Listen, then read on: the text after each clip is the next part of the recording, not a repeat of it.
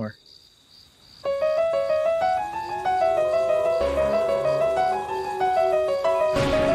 Beyond the splattered grave.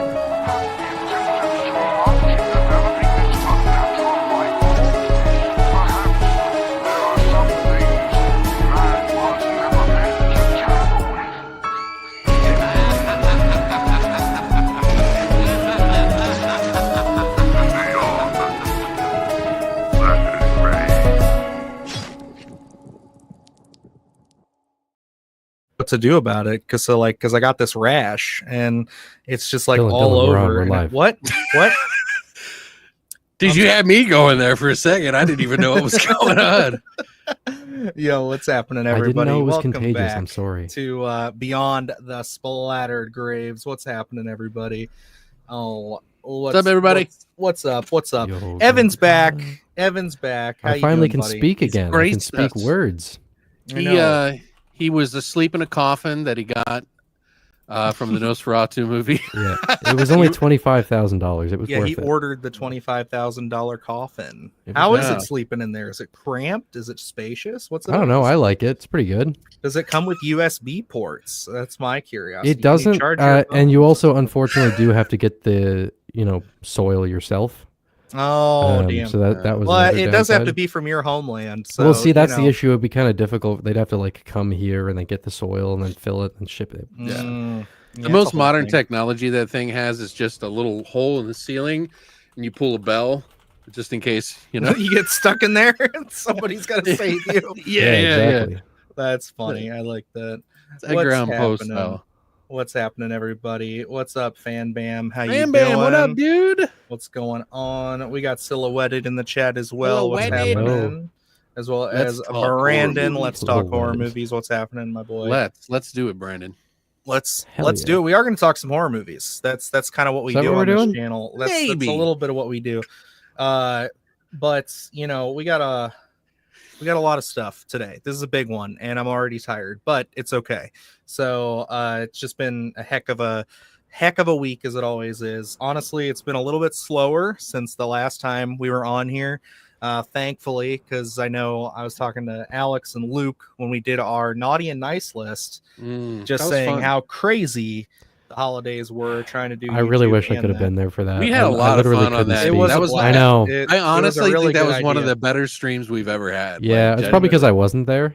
No, but, you would have had so much no. fun. No, I'm bummed that I missed it. The problem was the fact that like my original concept, it worked better if we had you there because we needed 4 people. Yeah. But with you not there, we were like, okay, we it was kind of At the messed up. So Alex was like, hey, why don't we put like a middle category to help this out a little bit? So we did that, saved the whole thing, honestly, because it was getting kind of Yeah. rough there for like the first Yeah. 4 picks. We were like, oh, there's nothing gonna go in this other category. But it was great. It was great. Oh, thank you. Biz in the Silhouetted. house. What's happening? What's Thanks, going on? Silhouetted, dude. And then we got little Boozy Bert. What's happening? You said soil yourself. Oh yes, yes. Well, that's another thing you can do in the coffin. Cynthia, what's happening?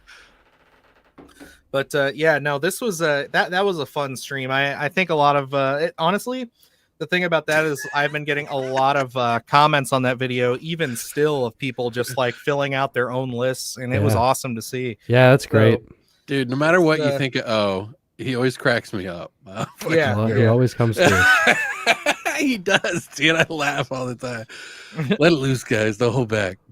Yeah. Well, actually, if you want to hear our thoughts on how terrible Nosferatu was, I actually did a spoiler review with the boy Evan over there and our buddy Daniel from the Cobwebs channel, as well as Killjoy Jake over on my channel here. You guys can catch it. Had a nice little convo. It was a lot of fun. You know, we True. talk about a lot of things, especially. I wanted the butthole scene kept in. Oh man.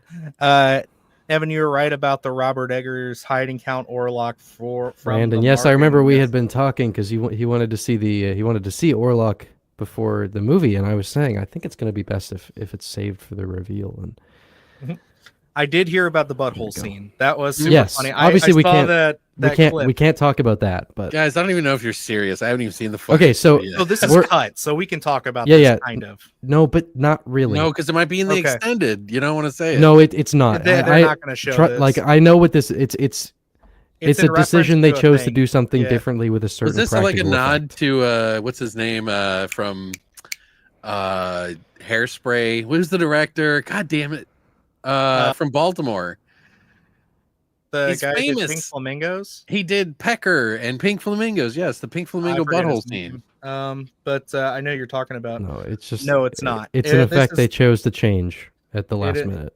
John Waters. John Johnny Waters, thank you, recently got guys. it. All right, my there we brain's go. like There a- we go. There we go.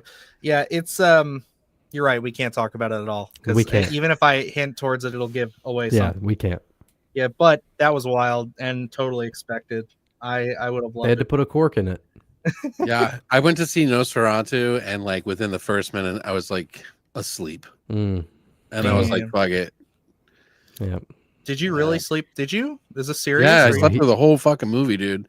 I mean, I used to think White Noise was good, but put on a Robert Eggers Oh movie. fuck and you! Okay, He didn't go to the And I was movie, like- Dylan. This I has was been like, really? established. He What? didn't go. I know, I but didn't- it's like I haven't been yet. I know he's got his condition, so sometimes he takes a risk for certain things. I thought this might be one You of thought them. he was going to take a risk for a Robert Eggers movie? That's not going to happen. No, I can't though. I didn't No, want I to know. ruin it. I I know. really felt I didn't go as a service, to Robert yeah. Eggers, as an appreciation for his work. Sure. I mean that genuinely. I didn't want to fuck it up. Okay, I 'Cause think you'll like it.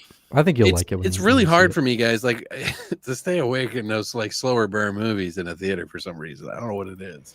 the movie doesn't even feel slow though. That's the thing. It's much more. I feel like Evan more like a hit the wall. nail on the head in his review when he was talking about how it's such a faster paced movie than I think anybody's expecting. Yeah. To be No, Alexis, we're just teasing. it feels like a movie, like It's a like an studio. epic. It feels like a studio movie. That's the thing. Yeah. It's got the indie charm to it, but the pacing is studio movie. It's way Are they- closer to like Northman than The Witch. Mhm. Are they still paying you guys or? No. Yeah, frequently. Oh, you are? What the substantially. fuck? Yeah. They stopped after It's I put my review. there's been a lot of that going around on TikTok. People saying that people are getting paid from Nosferatu, and I'm like, come on, man. Yeah. I got that on our top 10 of the year list. People saying why are you blowing smoke up the asses of all these terrible Yeah. movies? Don't you even know know me, what. I we're I doing still get on it. accused I'm of getting like, paid for the Lake Mungo video, which is I got, that's the funniest one to me because I'm like, that is an independent Australian mockumentary from like 2008. Who is paying me to review this? I remember I got accused of that for Mormo, which was like a fucking $200 budget film that was like Please damn talk man, that about must be this. hard to get some fucking money. Alexis, which one are you referring to? The first or the second Winnie the Pooh, Blood and Honey? Oh, I'm still on Alexis's Peter Pan comment because I wanted to mention that is Okay. coming out here very, very soon. Yeah. And we can actually talk a little bit about it now, Evan, because Yeah, I should mention, by the genie's way, out of the bottle. Yeah. yeah, I have interviewed Scott, and I will be putting that up. I got to sit down and chat with him. I mean, we saw Peter Pan for the first time back in like July. Mhm. So I'm excited for it to to get out because it's quite different. Have you seen the finished version? I don't think I saw the final version. I saw a version that still had like ADR needed to be added in certain spots. Okay, there was the version I saw had 2 cards that got put in there. yeah, Okay, so we saw the same one. yeah. What a different fucking movie, It's am I pretty right? different. Yeah. The one thing that I have permission to talk about that I'm actually genuinely very, very surprised and pleased by is this will just stay in the live pretty much, but when we were sent that screener to check out the rough cut, we were asked to give notes. Yes. And we all sent a lot of notes. There was a specific scene, and I can't go into it at all, but I can tell We Evan all afterwards. talked about it. Yeah, well, no, that scene, but there's one more. Okay. That's I put in there as a total. There's no way they're gonna do it. I don't know how they would go do it, but they did it, and I was fucking I was like, oh my god, that's You'll amazing. have to remind me what it is. Yeah. If we remember after this, or if not, just Yeah. text me and I'll tell you, because I was genuinely so cheeky that it's wow, they actually listened to what I They- They you made, know what I mean? and to their credit, these weren't small changes they made. Obviously, No. without spoiling anything, there's an entire scene that they reshot based off Yep. of feedback from creators. So they were taking this seriously and actually taking the feedback to heart, which I really respected. Mm-hmm. Sweet. Yes, and being in the pocket of Big Pooh already, being in the pocket of Big Pan Yeah, it's true, is dude. now You guys another are- thing. That was guys are one thing totally- I had to clear with Scott, and I'm probably not going to put it in the video, but before we started, I was like, look, man, I just want to say, like, I made a video on the first Winnie the Pooh, and it was scathing. No hate, like, to you as a dude, lovely guy, but I felt so bad because I think I literally called that video like scraping the bottom of the barrel or something like that. And then I'm talking to the guy, and he was like, "No, it's good, man. You're good." Yeah, they're good sports about He's it. wonderful. I mean, Scott's great. they know that the first one, because like you could tell just like with the first one, it's like how their attitude towards it now is like, we never, because he told me in ours, it's like we never should have even put that in theaters. He's like, it got big. No, he should have, because it worked out. It totally worked out. Say, if they wouldn't have, nobody would be doing a part 2. And that's what he's talking about. It's like a necessary evil type thing, the way they look at it now, because it's like it got them the funds to make 2, and 2 rolled into Peter Pan and now the rest of this. So it's like, and I gotta say, like, our review's coming out soon, but I think you guys will be people who weren't big on Pooh, I think will be very happy with Peter Pan. Yeah, I would say just because you didn't like Winnie the Pooh does not mean you're not going to like this. This is a very different movie. It is, correct, and that's correct. it's almost one of those things where it's like, if you had made this movie and it wasn't a part of their Pooniverse, like if you change like one or two things, like even just I would say stylistically about it, you could sell this as just being a serial killer story. And it's like, it's a completely standalone thing. And I think that's really cool. I did not expect it. I was expecting more of the tongue in cheek, like, oh, it's going to be self-referential to the universe constantly. And that's pretty exciting. So, and that's coming out next week. So I'm looking forward to that. The 10th is when the embargo lifts for the review. So nice. We'll have that I'll out check there. it out for sure. Oh, it's going to be in theaters again too. And I'm going to have one. That's going to be tough. Well, but that ends our portion for the ad segment. We can get you that's our Big Pooh ad segment there for no, I'm just kidding. The Big World of Pooh or the 100 Deathly Woods. Big World of Pooh of the oh my god. How dare you hate Mangler 2, Alex? What's up with that? It's pretty bad. It's pretty bad. That's all he has to say. Okay. It's probably one of the worst movies ever made. Like close. It's down there, down by 100, like around there. Oh my god. And it's Lance Henriksen's in it too, which is Maddox and her mother are watching right now. Hello. Oh, hello. Hi. What's happening? Earmuffs. Yeah, please. We're gonna say some bad words. Yeah, there's gonna be bad things happening here. And then we and thank you very much. That's such a weird way to put that. Yeah, there's gonna be bad things happening. Yeah, the last half of it is when we all get nude. Yeah, if we hit our dono goal, then we all have we're getting there pretty quick with Silhouetted. Thank you, buddy. Yeah, missed opportunity to call it the Big World of Pooh and the 100 Deathly Woods. I like it. Pooniverse sounds stinky. Yeah, Pooniverse is not a good name. It's a weird name to go with. Okay, so it's not called. This is like kind of a problem. It's the Twisted Childhood Universe. Yes, that's the technical term. But the name of the big crossover is Pooniverse, and I think that's such a better name. I'm like, I love that. Talk about a honeypot, huh? Yeah, it's so much more fun. But like, I totally get it. Like, I think that it's really cool. I'm excited to see the rest of them. I don't want to make this a whole. We'll talk a little bit more Peter Pan, I think, here soon because of what the topic is today. But I don't want to completely derail it into because we have a topic today. Let's tell them what the topics are. I mean, the topic today, we were just gonna. I think we want to talk a couple pieces of quick news. Like, there was a big thing last night but the main topic today is we're gonna be going over, of course, most anticipated horror of 2025. Like, I'm looking forward to this. This is something we got. Everybody here got our lists out last week. Good job, by the way. Round of applause for all three of us. We actually were on time. I didn't. Yes, you did. You got your list out for. You got yours out 2 days before not for mine. most anticipated. No. Top 10 of the year. I was saying like. Christ. I was saying like. I thought you were talking about the one for this. I was going to say I didn't do one for this. We wrapped up 2024 in a nice bow, all succinctly. It was Evan, then us, and then Alex put his out. You put yours out on Sunday, right? Or Saturday? Sunday.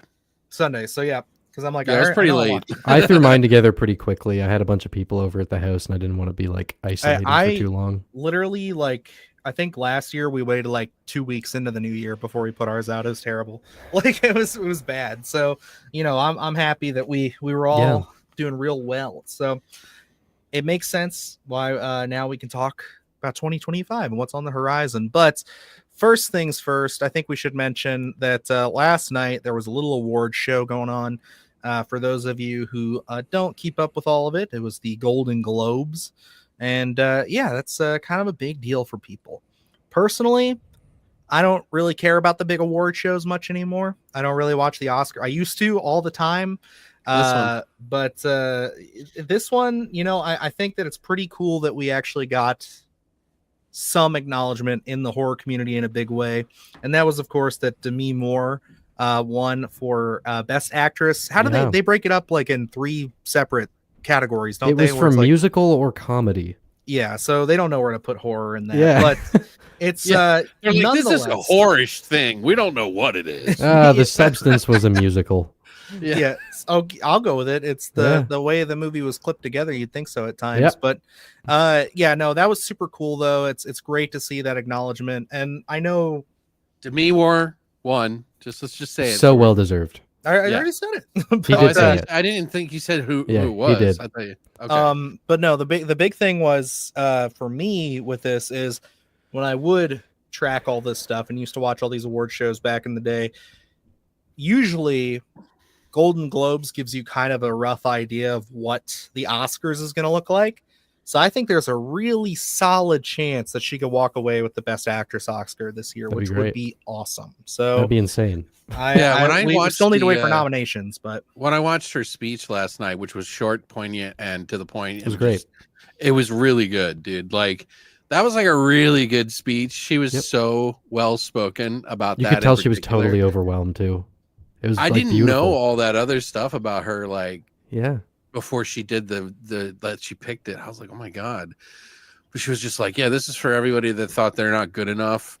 You know what I mean? And I was just like. I think everybody can kind of relate to that in some form, So I just was blown away by her. So I'm really happy, like for her and for horror right now because of that. Yeah, I mean, it would be even better if Director of the Year, but that's what I was really hoping for because she was nominated. But I know that The Brutalist is apparently really excellent. I have not seen it either, and it's on my list of things to check up.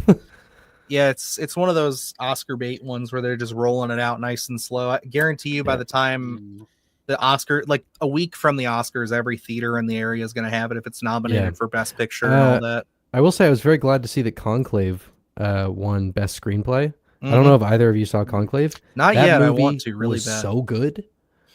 Really, really good. Yeah, I know you were saying you had texted us about that. And I think I was wrong when I said that, by the way, because I think I was under the impression that we hadn't had it in the States yet, but I think we got it like the same weekend. I was going to say, it would be weird for Canada to have it in the States to not. That doesn't happen. It was the rare W. Germany, but not Canada.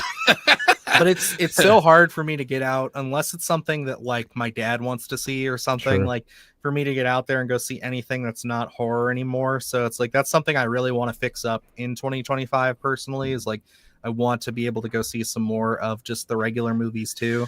But I think most of that just comes from, just the day job being a big part of it as well, taking up a lot of time. And then obviously being a parent and having to take care of a house and, just live. So, but nonetheless, hold on. Somebody wrote, I can't click on it or I don't have the access to it. Someone said, did you all three have the same number ones or different number ones? And yes.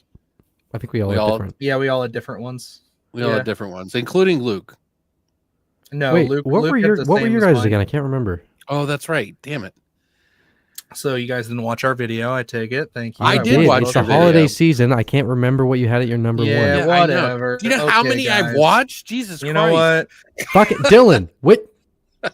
Alex, anyway, what was your number one?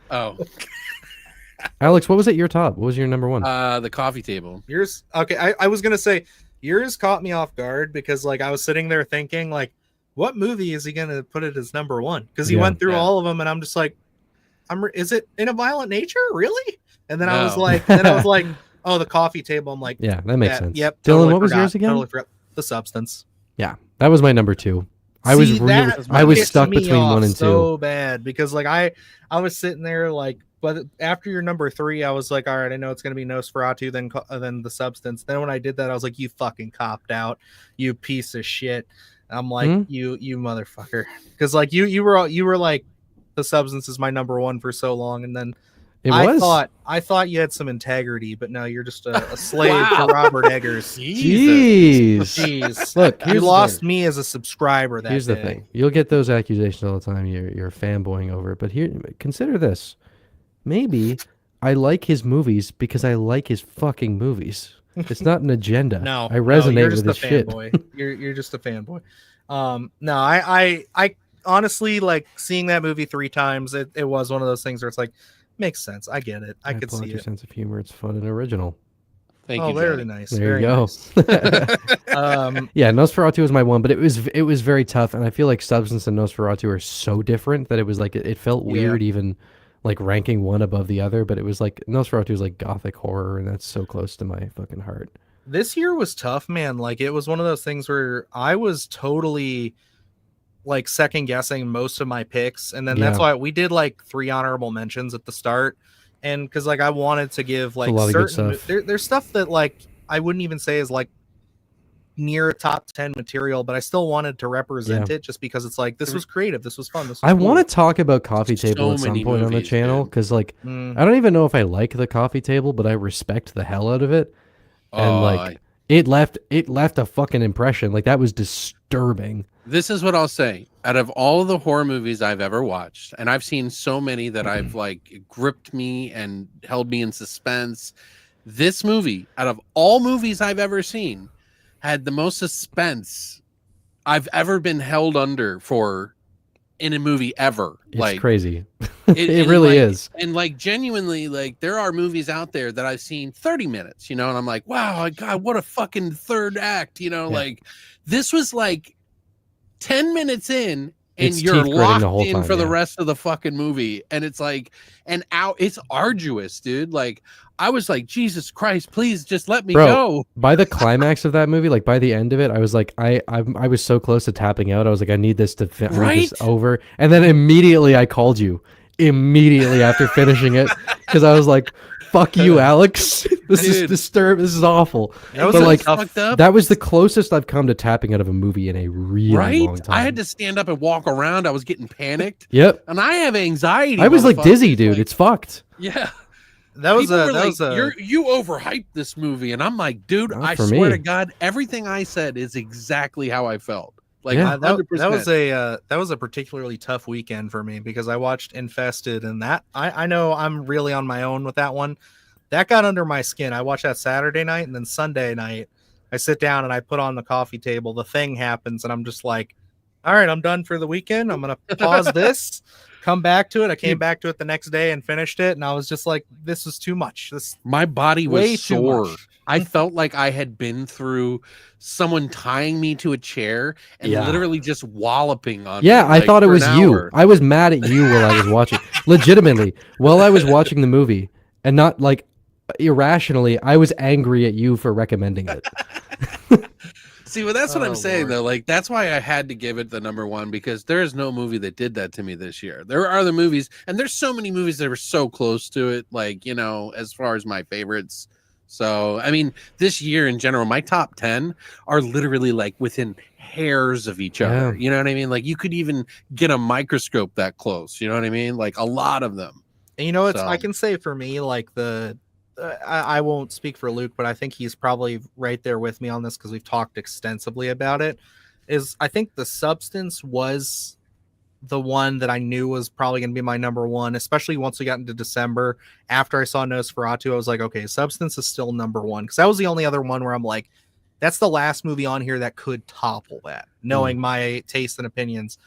But then I was like, everything else from 2 down to 10, it was very much just like, well, this could go over this. Yeah, right. Wake up tomorrow. I moved my list around like a couple times while I was working on it. It was rough, dude. Like, I'm getting better at it now. I adjust it throughout the year, you know, because like write down all the ones that I like, and then I'm like, I kind of liked it better than that one, and then I rewatch them, and then I'm like, meh. But The Substance, Coralie Fargiat, is that her name? God. Fargiat. Anyway, it's French. Yeah. You could say it both ways probably. The thing I absolutely loved about it was the thing that people hated it. Some people didn't like about it, which was the end and how far it kept going. And I was like, no, that's like the coolest fucking thing in Hollywood history is that she kept going, dude. Like that that's movie, the best it's like, thing. I think it was Cody. It might've been Cody who put it where it was like, every 20 minutes you're like, oh, this is the crazy part that people are talking about in this movie. Exactly. But then it just kept happening, and you're like, where does this end? Like how does it stop? At what point does this taper? It had like it never tapers. The best experience, fucking crazy.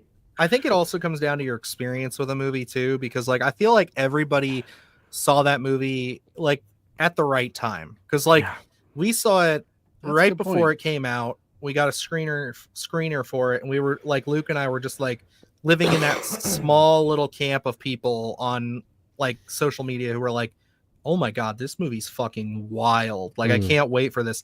Then it comes out and it explodes. And then I know you went and saw it because of all the hype it was getting and everything. And you were like, I wasn't even interested in it at first because like, like it's sci-fi stuff. It's like serum's gone wrong. I'm like, that's not usually my jam.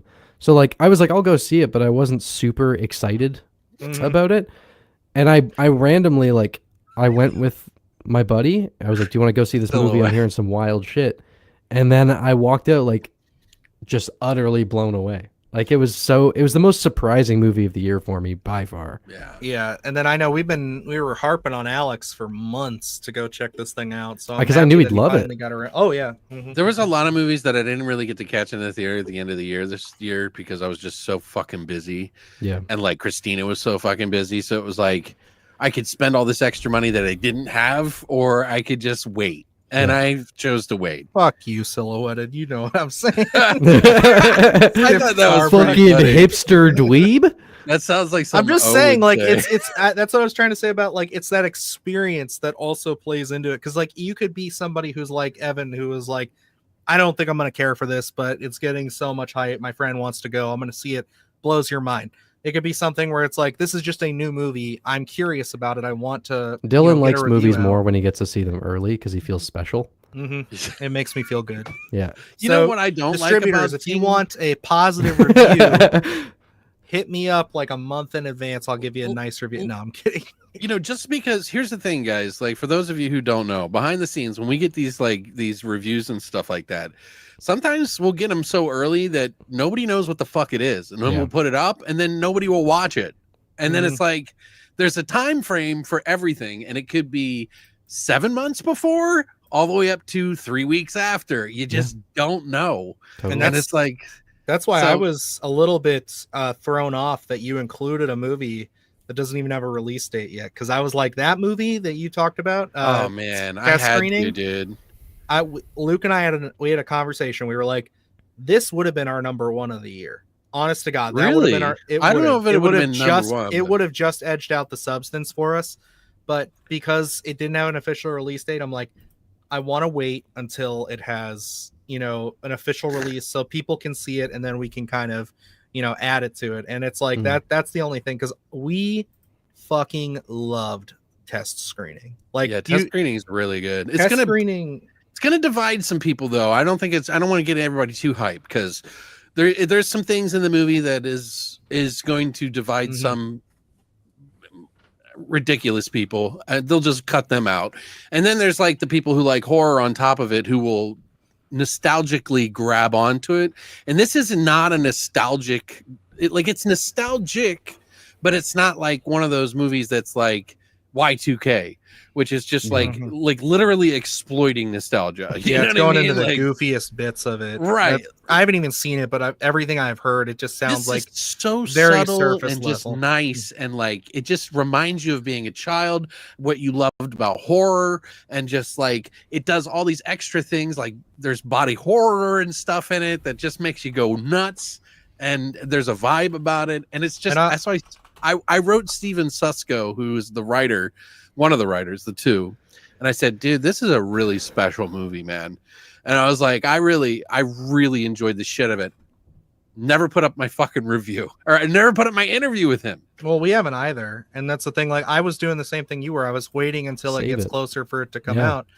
And the thing that like I found about the movie, and then we'll move on because I don't want to talk too much about a movie that we got to get to our lists. We do.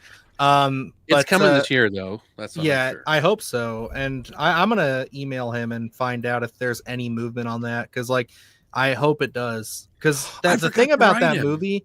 The thing about that movie is that it's like it is something that feels like something Luke and I would write. Like just the whole vibe, the way that it is, it feels like it's the closest thing to feeling like a genuine 80s film, like The Blob or something like that I have felt in a movie in so long. Like it feels like it was pulled out of that time for me. And it also has like Stephen King kind of vibes too. Absolutely. And see, the thing is like, and I'll give Alex his flowers so he can feel good about himself, because we were at the same festival. We were like messaging each other back and forth about movies. He was like, guys, you have to fucking see Test Screening. And I was like, it was one that I had seen the email for it, and I was just like, oh, okay, whatever. Fine. It is. No, I mean, when you said go see it, I immediately requested it, but I was just like, if you hadn't seen it and you hadn't said something, I probably would have passed it by, just because I was like, I don't know, it just didn't grab me the way it was presented. But then sitting down and watching it, I was just like, wow, this is seriously something very special. So hey, Gremlin. But yeah, just to give you guys an idea what it is, Test Screening is a movie about a bunch of kids in a very, very, very tiny town who get a test screening that comes out. They think it's around the time that Return of the Jedi, Star Wars 2 was going to come out, I think. Was it? No, it was Return of the Jedi. Okay. So Return of the Jedi was coming out, and they thought it was going to be that. And it turns out that it's like some sort of brainwashing film. And so it has like so many different nods to other different movies, but without doing it in a shitty way. Like, I don't know how to explain it. It's just packed full of stuff. No, that's a good way to do it. So, but it also has kind of like a vibe about It Follows, kind of in a way too, like slightly, like just how they handle some of the characters a little bit. Mm-hmm. Do you know what I mean?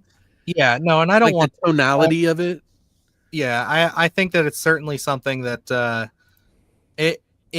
it's familiar, but like in the best way. Like it's not something that feels like, oh, we're ripped like, off. Yeah, like a rip off. You know, it is seriously just one of those things where it's like it has that perfect balance of nostalgia. I think Luke said it in our review where he was just like, you know, we've had this nostalgia overload ever since like Stranger Things for like 80s content. So whenever I see that now, I'm just like, oh, like, here we go. This could be something kind of like, you know, goofy, but this was not that. This was like just enough, and they were like, we're still going to write characters, right? We're still going to like, you know, make people who are actually interesting and relatable, and, you know, we're actually going to tell a story. So it's like, you know, that's the big difference. It's not just, everybody's going to hate it now. Nostalgia. Watch. You guys remember Batman 89? Holy fuck, that thing's so cool. Like it's not that, you know. Remember Star Wars?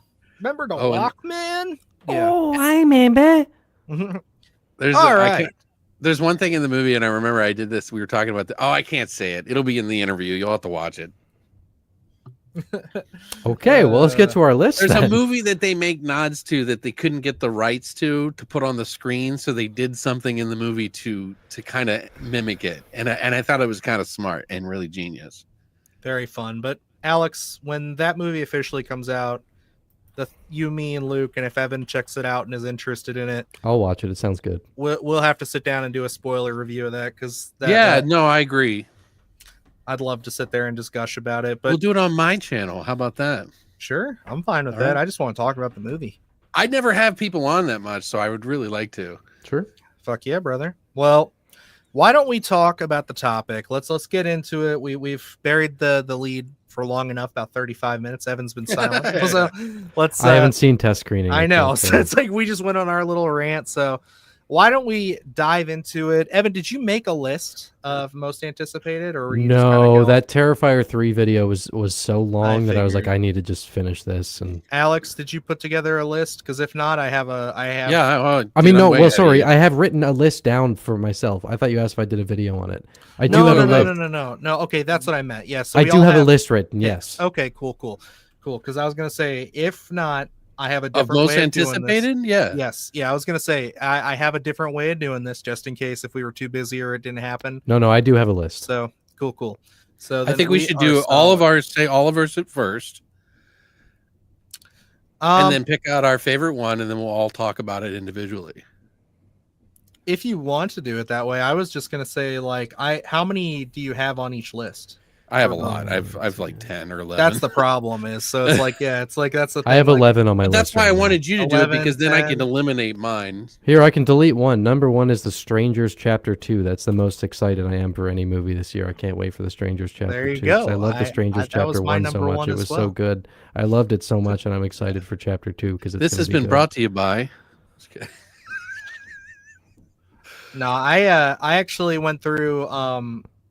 Remember when that was supposed to be out in the fall, and then they just radio silence, never said anything, and didn't release it? They just threw that shit out. They were like, "No, forget this, forget it." But no, actually, mine was. I just compiled it in my head, but I have pretty much the one nice thing that I saw if nobody had written stuff down was that Bloody Disgusting just did today their horror movie preview with over 50 movies. So like if there's something you guys don't mention, then I think we have the template here to fill in some of the gaps. Because even when I had formulated my list, I looked this thing over and there were a couple where I was like, oh no, I want to swap that for this. So yeah, Evan, why don't you kick us off? Why don't you read through your list, let us know, and then we'll go to Alex, and then I'll go, and then we can. Do you want me to go through all of them? Yeah, just name them off. How many? I have 10 right now. How about we do 3 each, because we're going to get out of control. Pick your top 3, and then we'll go through. Top 3 total, or are we going to loop around because again? We're long-winded motherfuckers, dude. Oh, fuck. Okay, give me a second then. If we need more, we can always add more, but if we don't want to like run out of time. I have 3 in the first 2 months. Okay. That I'm like super excited for. Right? Although a couple of these I don't have much to say about, so I can go through that. I'm sorry. Evan, wait, we have to address this. Look at the most recent message in chat. What the fuck? Strangers Chapter 1 is still better than In a Violent Nature. Jesus Christ. That's insane. Brandon, stop. That's insane, man. See, he was not a big guy on that. He gives me shit about this all the time on Twitter. We go back and forth on this, but yeah, I'm gonna be sick. He knows that this gets our goat, so it's one of those things where it's like he's going to use this to troll us. But I respect his opinion because he does have a lot of different takes to things, but he always backs it up. So it's like, and we've talked about him and I have debated about In a Violent Nature on Twitter for like months now, and like I see it, I get what he's talking about. So when people do those lists where they say the most disappointing of the year, and they always mention this one, for me, I was like, this is a bad idea from the get. Like, what? I wanted it to be good. I love the idea. I didn't get my hopes up about it, so I wasn't necessarily disappointed. I think just like, Dylan, I think you and I had good context for it because we were excited, and then we got to see it before the hype train built up. Sips Starbucks. We got to see it like before there was all that stupid marketing that they were doing, where they were marketing it like it was a Terrifier movie, which shouldn't do. So like we saw it before they were doing that, so I didn't have that expectation. I watched it and fucking loved it. It's literally the only hype we had was from like friends and people who went to festivals. Yep. So it's like, and if you're not paying attention to that, then it doesn't matter. But yeah, like that was one thing I will say about the double-edged sword of 2024 horror was marketing, because like it's a lot of really great creative. A lot of movies were mismarketed. But yeah, there was also a lot of shit that just didn't live up to it. Yeah, which was tough. So anyway. I was definitely not feeling that. But Evan, just give us 3. Start off with that. Any of your 3. You want to start from top to bottom, just go for it. Okay. I'll start with the ones that I'm like the most excited for right here now. You go. So currently, and 2 of these are out in the next couple of weeks. So the Wolfman is out. Is it next week? Mm-hmm. Wolfman's next week. I'm super excited for this. The original Wolfman is one of my favorite Universal monster movies, and I also really have enjoyed Leigh Whannell's filmography up to this point. I think he's been just fantastic. Malignant. Oh, that was James Wan. Jesus H. Christ. I'm thinking of The Invisible Man is what I meant to say. The Invisible Man remake that he did was absolutely stellar. So this is something where I'm like, he's going to do something new. And the trailers, I love how they're kind of leaning into like the infection angle for it this time around instead of it being like a supernatural curse. It just seems really gross. He looks like a yokai. Yeah. I'm really looking forward to that. And what's her name from Ozark? Is it? Fuck me. Oh, yeah. You know who I'm talking about. Yeah, Ruth from Ozark. She's great. I'm really excited to see her branching into horror. I believe this is the first time she's really doing that. Second. What was the previous one? Apartment 7A. Oh, yeah, right. Yep. Right. So I'm looking forward to seeing that, and not too long to wait at this point.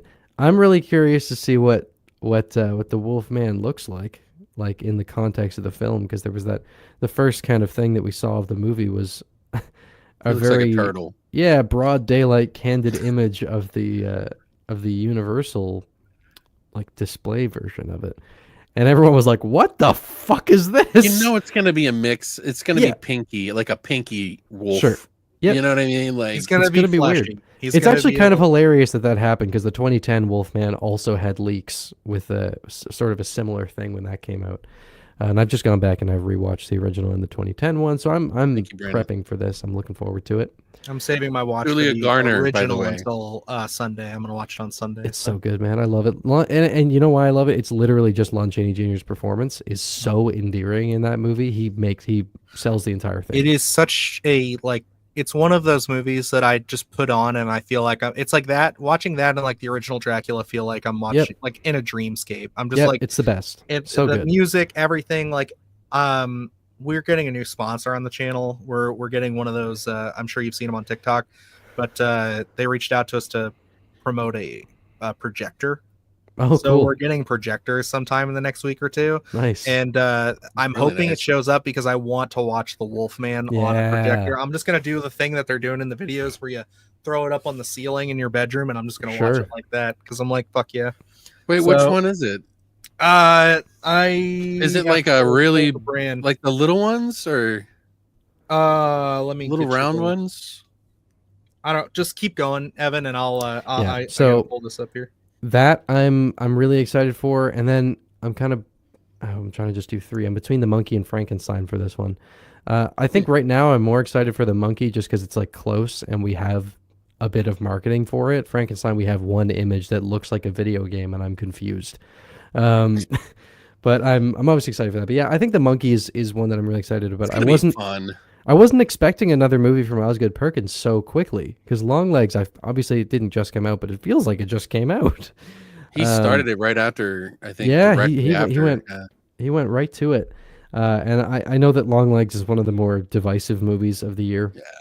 I loved it. I've really enjoyed it. It's not perfect. It has some need to tighten up on the exposition. I'm hoping that we don't have the same sort of just like entire story being a mystery and then a huge exposition dump at the end to explain everything to us. I hope that doesn't happen again. Yeah, me too. Yeah, that really lost me, dude. Yeah, they kind of fumble at the end, but I still really liked Longlegs, and the way that they're showing the monkey, it looks like something. It's very different. Doesn't look like Longlegs. Yeah, it looks like there's like little exposition across the path, like stuff that you really want to know. Yeah, so this movie looks really wild. And by the way, for anyone following Bloody Disgusting, they just posted like massive spoilers for the monkey on Instagram. So don't read it. Yeah, they posted a thing where it was like the movie's been rated R, and then they showed like the MPAA document that lists off all of the reasons it's rated R. So you're getting all these descriptions of like the shit that happens in the movie. I'm like, whoa, Jesus Christ, why the fuck are you posting this? The movie's not even out. This is why I don't dig into fucking news like that. I just saw it on Instagram. I was like, oh, this is cool. These motherfuckers don't care. They're like, first. I was the first one. Heads up on that. They have massive spoilers on Instagram right now. So, and then I guess I'll go to the one that I'm like the most intrigued by currently. And this shouldn't come as any surprise to anyone who knows me even slightly. The Presence. This is the one where I'm like, oh yeah, that one's a good one. I'm really, really curious about this. It's Dan Soderbergh. It's from the ghost perspective. Yeah, I mean, it's like it's in a violent nature, but yeah, paranormal. I love haunted house movies. Like I was born in the early 2000s, so while I was growing up, horror was just haunted house movies in like the early 2010s, late 2000s. That was all that was going on, was like haunted house, paranormal possession movies.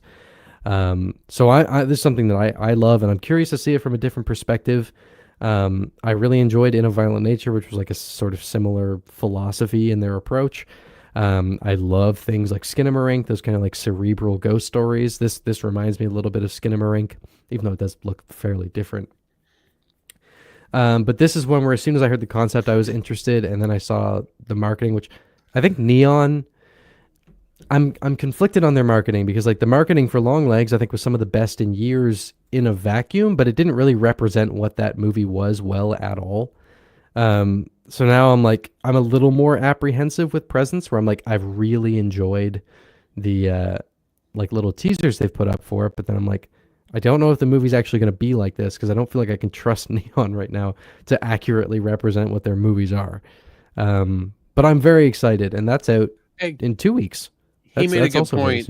Silhouette, thank you for the $2, by the way. Luke, he said, like that movie called Enter the Void, which was a really weird perspective movie you should watch that I think you might like, actually. It's a little violent, a little crude, and a little dirty, and kind of sibling conflicting sexually, cool. Which is weird. And but the camera floats around.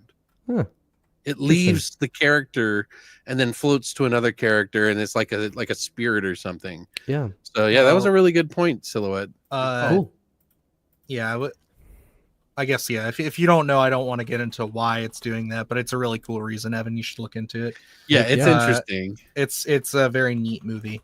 Definitely one of my favorites from Gaspar Noé. I got a lot of pushback because I said that Climax was probably my favorite of his. Yeah. Recently, and people were like, "How could you like it more than Irreversible and Enter the Void?" I'm like, "Well, Climax is dark, but it's still fun. Like it's like the other movies are sad. By the way. Like it's just awful." What? I said the wrong name for the director of Presence. I said Dan Soderbergh. It's Steven Soderbergh. My apologies. Yeah. What the fuck? You talking about that comedian Dan Soder? Yeah, I was mixed up on something, but I think Presence looks really cool, and that's the one that I think this year that I'm the most interested in, which I'm kind of bummed about because like it's out right at the start of 2025.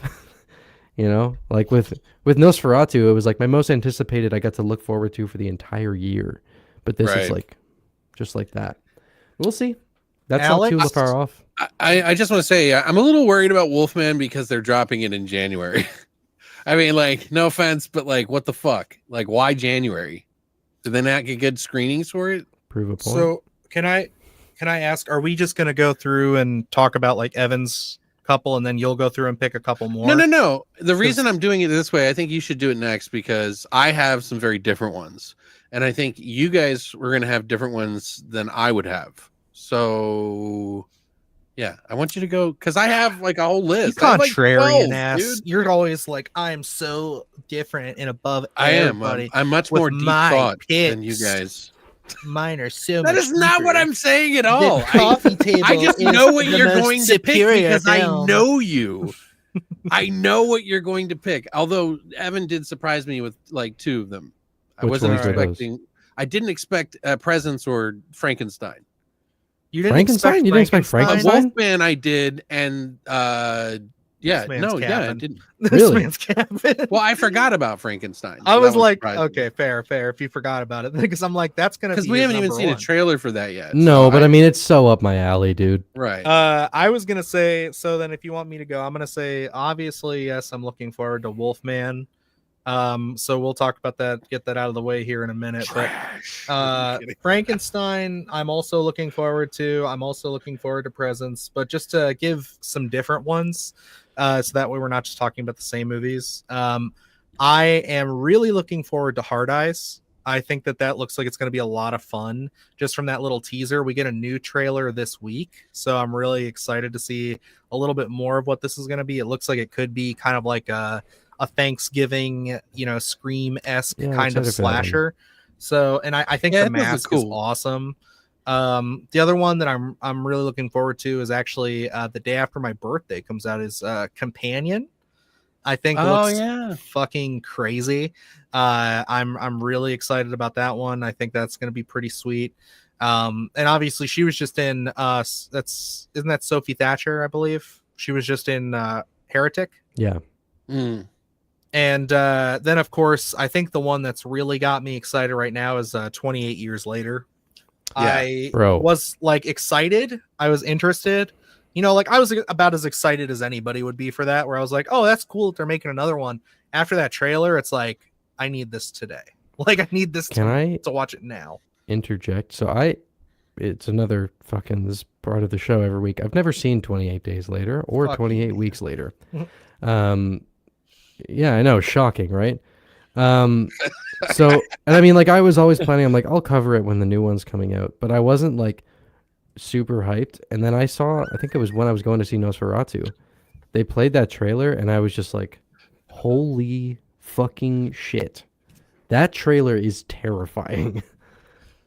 It's so good. It is really well done. Okay, and everybody's now starting to use that fucking that song, Boots. See, that's not fair. They're assuming what you said now, because that's not what I was saying. I do have very different tastes than the two of you guys. Like, we have similar tastes in some things, but I do like weird shit more than I think you guys do, right? Like, am I wrong? No. No, I mean, Coffee Table was your number one movie. Right, of the that's year, what I'm and that's- saying. Like, you know what I mean? Like, that didn't even, like, you know, cross you. Well, it probably crossed your mind, but I'm just saying, like, you know, It definitely like I was definitely thinking about Coffee Table, but I'm like, I Look, have take to it or leave enjoy it, a movie for it to be so in my number one. mainstream. Huh, You will Dylan? never be more superior in your taste than me. That is just, I'm dying on that hill. I will fight you till the I mean, end. we all have Look, superior taste. Man, as soon as you said that fucking one about that dude like just chopping himself up had more going on than The Witch. Wait, what? You said that What on are you the last talking show. about? There's a I show- mean, you're ganging up on me now, but like, you know, just because everybody loves the fucking witch because they've never seen the hundreds of movies that did it better before it, because they're too young to know. But I'm telling he's pulling the age there card. are definitely You older Can I tell you movies. something? shit. Can I tell you something? The The Witch age is card good. is I gave almost it props. always bullshit. In almost every situation, when someone goes, "You feel like this because you're young," it's almost always wrong. That's not what I'm saying. You're missing what I'm saying. I'm saying that other people come in to different times in their horror lives and their cycles. And you've seen movies that your brother or your sister showed you. Any of those movies that you've seen are also inspirations for people who make movies, right? So they're inspirations they wear on their sleeve when they make their movies, whether they intend to or not. And so what I'm saying is that there are other movies that have done what he has done. And what boggles my mind a lot is that everybody's like, oh my God, I never knew suspense existed before The Witch. You know what I mean? And it's like, what? I'm gonna trump this conversation because we have it every single week, like every single show. We're gonna have a separate episode. It's gonna be like a paid pay-per-view, except we'll do it for free. Where you guys are going to debate The Witch and I will moderate it, okay? And you know what the funny thing is I gave it a positive score. So I'm not even shitting on the movie. I'm just saying maybe it's not worth sucking 20,000 dicks over. I don't know. I am very much looking forward to Screamboat, much more than any of the other Mickey Mouse horror movies coming out this year, but also because I'm excited for that team. We've gotten to really see a lot behind the curtain on how that's getting made, and they're putting a lot of work into it. It's going to be a lot more practical effects than I was anticipating originally, so I'm excited. Okay, Alex. You got me worked up, Evan. Let me tell you, all right? Alex, with your superior taste and opinions, go ahead and... No. I stand by what I said. The Witch, so I don't have any superior taste. Only people who like The Witch have superior taste. Let us know what you're looking forward to in 2025. Let's see. Well, it's not something mainstream like you pieces of shit. That's what I thought. Okay.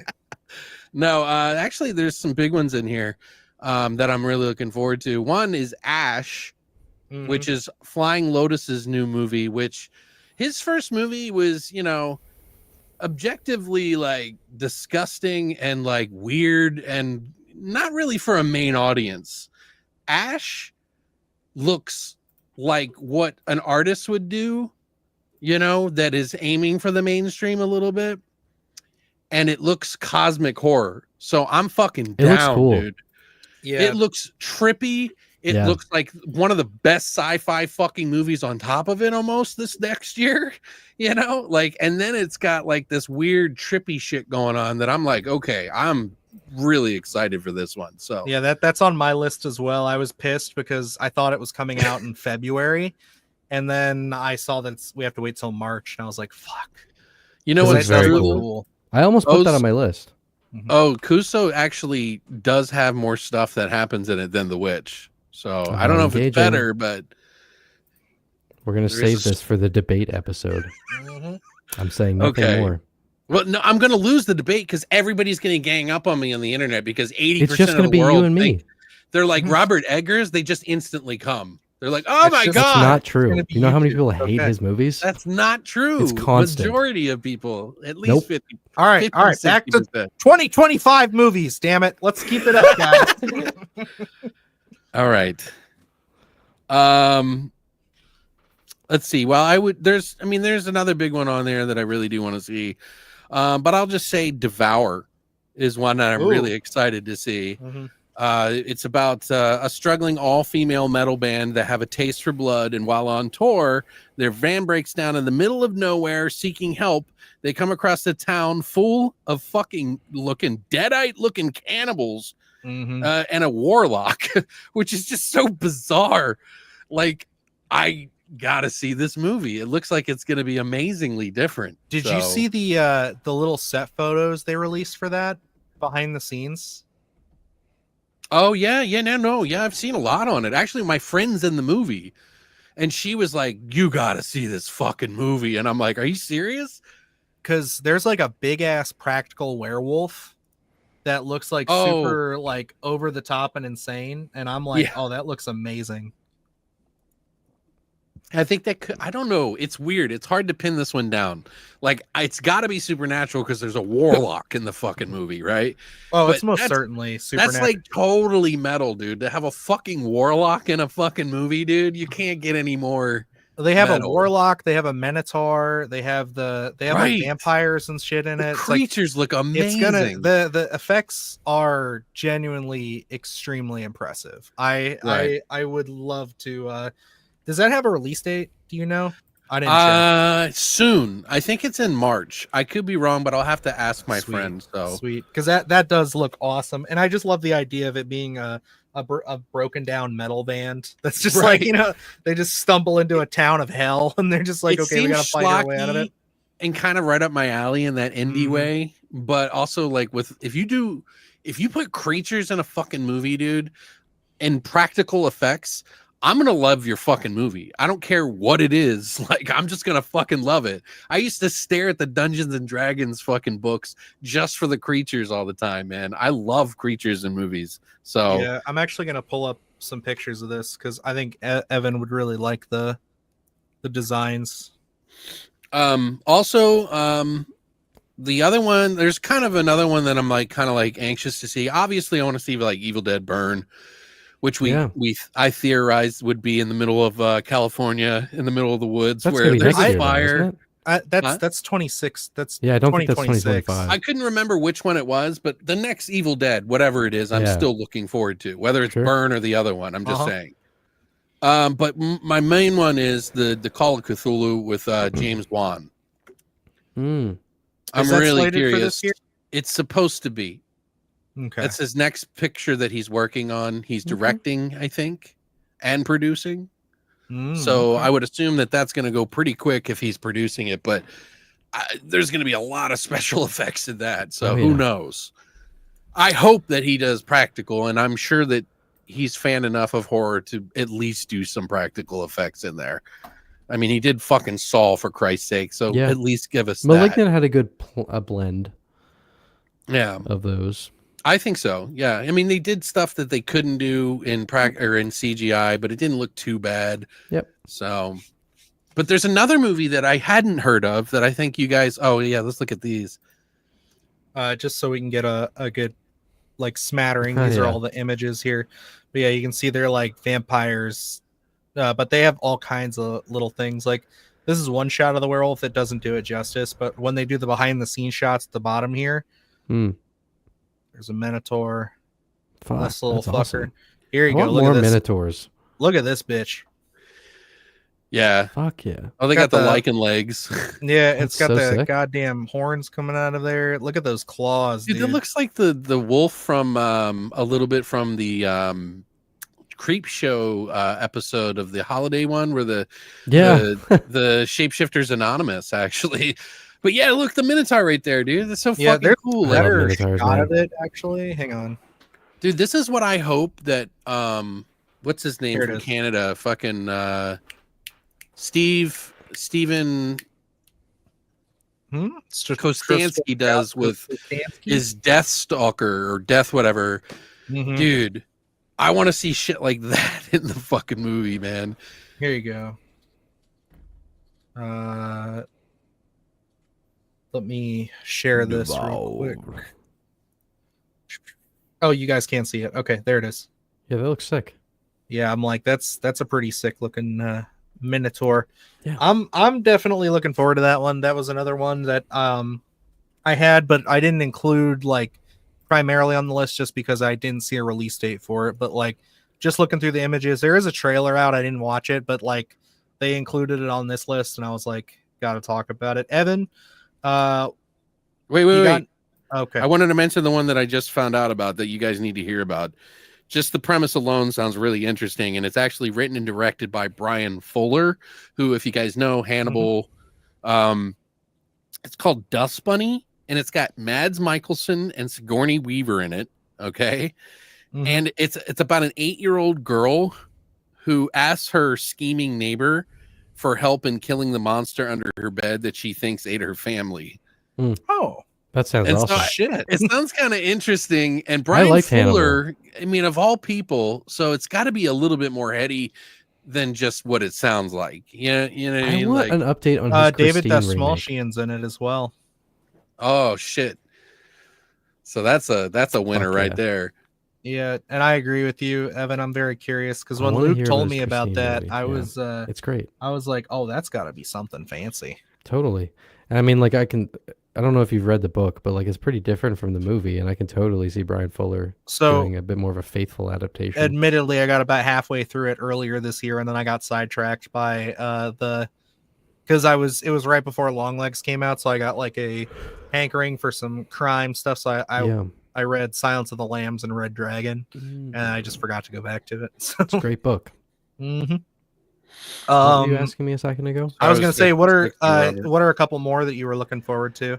I'm going to throw one out there that I don't know if it's going to be on either of your lists. Not because you don't know about it, but just because like it wasn't a great movie. But there's Megan 2.0. I got to be honest. I enjoyed Megan. I had fun with that. That was something where like it's not going to be like the greatest thing ever, but I had fun with it. I was entertained, and I'm looking forward to the second one. Megan is like the perfect segue for me to go back into the Wolfman, but continue with what you were saying because I want to talk about that too. Yeah, I just think there's movies where like I'm really excited because I'm like, this is super interesting and unique, or this is like right up my alley. Megan, I'm just like, this is gonna be fun. I like it. No, I agree. And Megan was a movie that I was super like, this is gonna suck. I'm not interested in this. Luke thought it was gonna be pretty fun. Went there and had a good time with it. I was surprised. I was like, okay, nice job. Especially because it was a January Blumhouse movie.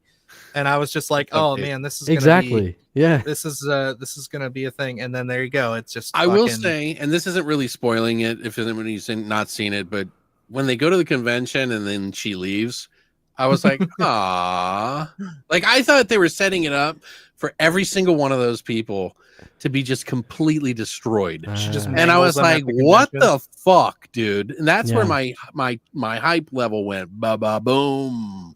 Sure. And they might get more into that because I know like from the little synopsis and things like that we've gotten so far for Megan 2.0, the little leaks and things are saying that like she's gonna kind of go Terminator 2 this time around, where they're gonna have more like versions of her or different upgraded ones that are gonna be like it's gonna be like a group of kids essentially Who that she said has that? to fight. Who said T2? I think it was Bloody Disgusting had put something in there, but it was like referencing like a T2 plot. Okay. The reason why I know why they said that is why I was thinking what this one's going to be about. And I'm pretty sure that I'm pretty spot on with this one. I'm pretty good at this shit. I've been guessing them right a lot. This Megan 2.0 is going to be like how T2 was, right? Yeah. Think about it. How was Arnie in that movie? She was a good girl. She's going to be a good girl. Mm-hmm. She's going to scare people to think she's bad, but then she's going to help out because there's going to be a darker menace. And they're going to have to resurrect Megan to fight the other robots to take them over. And she's going to have to program it to take out the other robots. There's going to be multiple. Silhouetted said, is she going to regenerate like the T-1000? Hey, that'd be fucking amazing. I'd love that. Yeah. But no, I think it'll be kind of neat. I'm curious about that. But the reason I wanted to circle back to Wolfman is because with that, to say my piece on it, because I thought I deliberately thought about this before we got on here. I knew I wanted to say this was I saw that behind the scenes video today. And I think it was a good idea because that movie has kind of been in damage control since Halloween Horror Nights with the fans. Yeah. And I have completely resigned myself at this point, and I have said, this is not going to be the Wolfman movie that I was looking forward to. This is not going to be the one that I was hoping it was going to be. I wanted an older style, more... It's not going to be that, yeah. I wanted something that was similar to the original look. Pinky werewolves. But I am very picky about my werewolves. That is something we talk about on the channel all the time. Like but coming off Invisible Man, I think we should have like probably been expecting that it would be something like that. Yeah, that's a big piece of this. But when they talk about this little featurette, they talk about how he's like, I went into this wanting to make movies like David Cronenberg's The Fly. And he's been saying that a ton. And then you see some of the maquettes and some of the like, I guess you call them the little sculptures that they're using to reference what it is. And I'm like, okay, this is going to be more of a body horror movie. So I'm taking myself out of traditional Wolfman mode, and I'm going into this thinking of it as just a body horror movie. And I'm just going to say, let's just get into it. No, I'm not saying bring back the Dark Universe. I'm saying I wanted a good, like, I wanted a modern Wolfman movie where it's actually a wolf man. I wanted an actual werewolf in that. An upright man. I did not want, because this is the reason why I fucking loved werewolves. Like why I fell so in love with that movie is because not every werewolf movie has to be, how are we going to change the werewolf? How are we going to make this thing so unique and so different from it is? It's like, we don't get werewolf movies, guys. Yeah. We don't get traditional werewolves. Why do we always have to change them? Like it's the, you know what? You're banned. I'm kidding. No, it's okay. I mean, you could be wrong. I mean, I don't know. The fact that they're putting it in January is what's got me wondering, because like that's a big budget movie that they would be like, why would they put that? Maybe they're trying to fix the reputation. I know Brandon had said this earlier, and I agree with him on this because I think that the only reason it got bumped to January is because they had it in October. It was Venom. Was it Venom? I thought it was because Terrifier 3 announced that it was finally going to release. It was both of those. We had Terrifier 3 and we had Venom. They probably just wanted to clear. Yeah, I know they moved it because it was too crowded. Yeah. So they didn't want it because they wanted it to have its own area, its own space, and that was that's what they said. Available date. So no, I agree, but I mean, you could even why not just hold it off until the summer? What would it matter? I don't know. I mean, if it's only 2 months later, 3 months later, well, you know what I think mean? the way, because think about it right now. What is the competition right now other than Nosferatu that's been out for 3 weeks now? Yeah, and it'll be at that point it'll have been out for a month. Right. So. Plus, people will be like maybe having like an old school This might actually be why, because you had like an old school vampire movie that came out a month prior, so people might be thinking about like old classic monster movies, and they're gonna be like, "Oh, Wolfman, cool! Now I can ride that too. Let's go see that." And that's another thing. I'm worried about that too, because people might be expecting that, but then that feel, and then that's they go something exactly what I was completely thinking. Yeah, different. and Nosferatu is much more of like a not. I mean, it was. It's did some better good things, than but you film. It's a better That's than not you what I film. was gonna say. Oh, I was gonna I'm say it's a sorry. much Go more ahead. like traditional sort of like Mhm. gothic horror movie than I think the Wolfman is going to be a traditional werewolf movie, right? Yeah. I'm sorry. So- I'm just Yeah, teasing. and I will say, you know what? I there is another element to this that's and then I'll be done talking about Wolfman. We can talk about other movies, Mm. but I also did not realize until today that movie is rated R. So I'm actually like, okay, if they're gonna do body horror, it's gonna be R rated. Just don't shy away from it. Just show Yep. me some messed up shit, and I might get on board with it. But again, I still stand by. Let werewolves be werewolves. Just let it happen, okay? Like, yeah, let's. it's such Well, a weird thing because werewolves, like not swearwolves. I'm in such a weird position because I love werewolves so much, and there are like barely any werewolf movies that I actually love. Like I love the idea of them, and there are a couple where I'm like, this is fucking great, but it just never gets done. I want more werewolf movies. Yeah, I think because like The Cursed is Yeah, That was a a great very movie. non-traditional. It is like a non-traditional werewolf in any sense. Love it, absolutely It adore was awesome. But like, They also it's- didn't reveal the werewolf in the Yeah. first 20 minutes. Yeah. Yeah, Mhm. That's know what I that's the other mean? thing. I just rewatched the 2010 Wolfman. They show it in the opening scene. You're like, all right, there's all the tension wiped away immediately. That's cool. yeah. I'm gonna say like the thing about the 2010 Wolfman 2 is like that movie. It's like for me, it starts off really strong, and then Yeah. you know after the gypsy camp stuff, we kind of get closer to the original movie where it's like now he's just waiting to turn. It's an action horror movie. Exactly. Once That's you get to all the it third, is. once you get to the third act after the London chase, it's Yeah. like Yes. It's all The- over the place. as someone who loves the idea of two werewolves going head to head, especially in a big budget action movie, Yeah. it's one of those things. Even as a kid, I watched that and I was like, "This feels very weird. This isn't Can I- scary anymore." Can I mention something? So when I was rewatching this recently, the thing that really pissed me off was that like the whole time it is like completely focused on being an action horror movie. They are not concerned about fleshing out characters or like dealing with the psychological elements of like transforming into a werewolf. It is good guy versus bad guy werewolf killing shit. And then they close the movie with a quote of like, but where do we draw the line between man and beast? I'm like, fuck you. You did not spend the movie exploring that at all. You don't get to pretend like you did. Right. That movie felt what it felt like is that Tagged they on. got to make a movie with the Wolfman title and kind of cash in on the name of it without having to live up to any of the precedent that was set in the original movie, because 95% of the audience who was going to that guarantee hasn't seen the original Wolfman. Are you doing a video on that, Evan? Yes. Okay, I'm excited for you to look into the production of it because that movie It was messy. It was really was messy. fucked It's up. written. I'm shooting it tomorrow morning. The Oh, video's okay, all good. written. So Yeah, it it's was fucked. it was completely messed up. They Yep. were literally in shooting. The script wasn't even completed. They re-racked it. They did a whole bunch of The shit. director who, like Joe Johnson, was brought on 3 weeks before they started filming. Yep. So it's like that's why it's so. There are reasons. Mhm. And that's why I think it feels tonally mismanaged. I agree with Brandon here where the 2010 Wolfman I think is great. I enjoy it. I love the practical effects on display. There's a lot of great moments. The ending battle definitely did not. It feels like a totally different movie by that point. I really don't like the movie. There are things I like And that's about fine. it. Like it's That's beautiful. Like the You could be visuals wrong. are great. It's okay. I mean, you're allowed No, like the visuals are great, and I enjoyed some things about it. yeah. But like, first of all, Benicio del Toro is not even a character in that movie.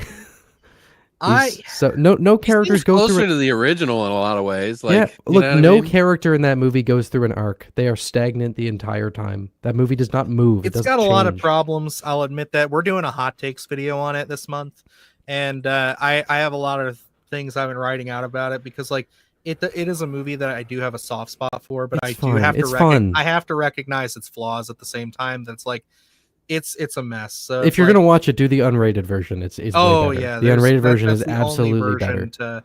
to watch really. But like then I think about like scenes like the gypsy camp scene. I think is like I love the tension it builds.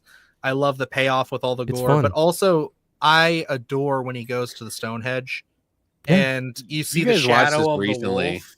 I just watched it like a week ago. Yeah, because I'm doing a video on it. I haven't seen it forever, so I haven't seen it in a few years. I just have this all ingrained in my brain because I loved it. But I did read the book this past year. I will admit there was a novelization of it. I read it, and the novelization does flesh out characters more.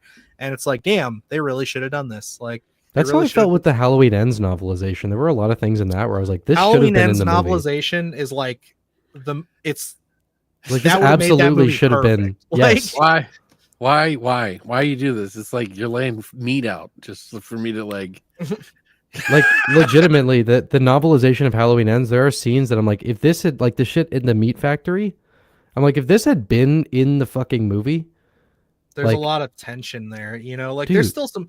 I still think like, good God, like why didn't they just open the movie like how the book opens with the trash so truck much drivers? Like it would have been such great connective tissue. We're getting off topic.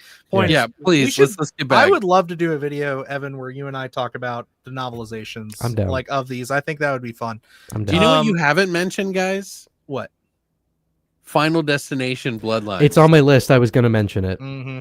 That was one that I'm just looking forward to have fun again. Yep. Yes. Like I feel like that was like the fun horror that I missed in the 2010s, and like we always got one of those like for once a year for a while there, didn't we? Yeah. Like well, it was like a couple years sometimes, but yeah, it was. I really like those movies, and I think 5 is one of the best ones, and it's super underrated. Yeah, is that and then four like is how it dog wrapped shit. it all up. Wrapped it all up. Yeah, it's a secret prequel. It's the best. Okay, It's a so yeah, that was secret fun. prequel. I like that one.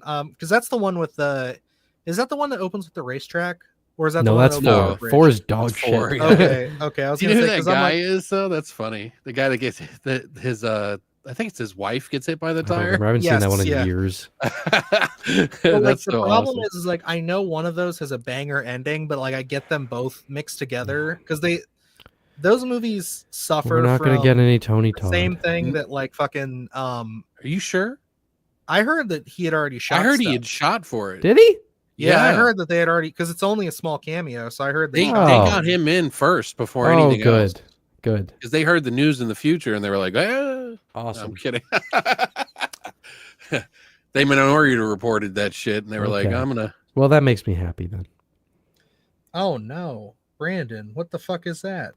What are you Directed doing, by the guy man? who did Leprechaun Origins. Wait, what? Leprechaun Origins is not Are you underrated. serious? What are you talking about? You did that is not true, is it? Wait, which one is Leprechaun Origins? Was that the one that was like Origins. not even a leprechaun? Yeah, that was the one it's not even close. He's like they're in Ireland and it's like the little. Oh my god, that movie was It's terrible. Yeah, it's really I bad. hated that fucking movie. That was the WWE one with Hornswoggle, right? Yep. Mhm. Sorry, Brandon. You're not Is going to this get actually me. the same director? I hope not. I don't know. I didn't see the Kim Possible movie, to be honest. So let's see. It's Zach Lipkovsky and Adam Stein. Oh yeah, It I is think the same was director. The same people. Yeah. Okay. They did Well, Freaks, Kim Possible. I think I saw a part of Free. Is that the one with Oh God, what's his face? Everybody says I look like him.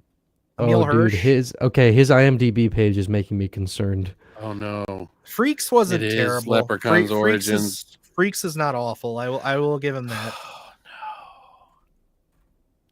Well, it's not supposed to be good. It It's looks supposed to be It's fun. like yeah, I guess you're Let's right, cope. Alex. Let's cope. Let's go with It's gonna be okay.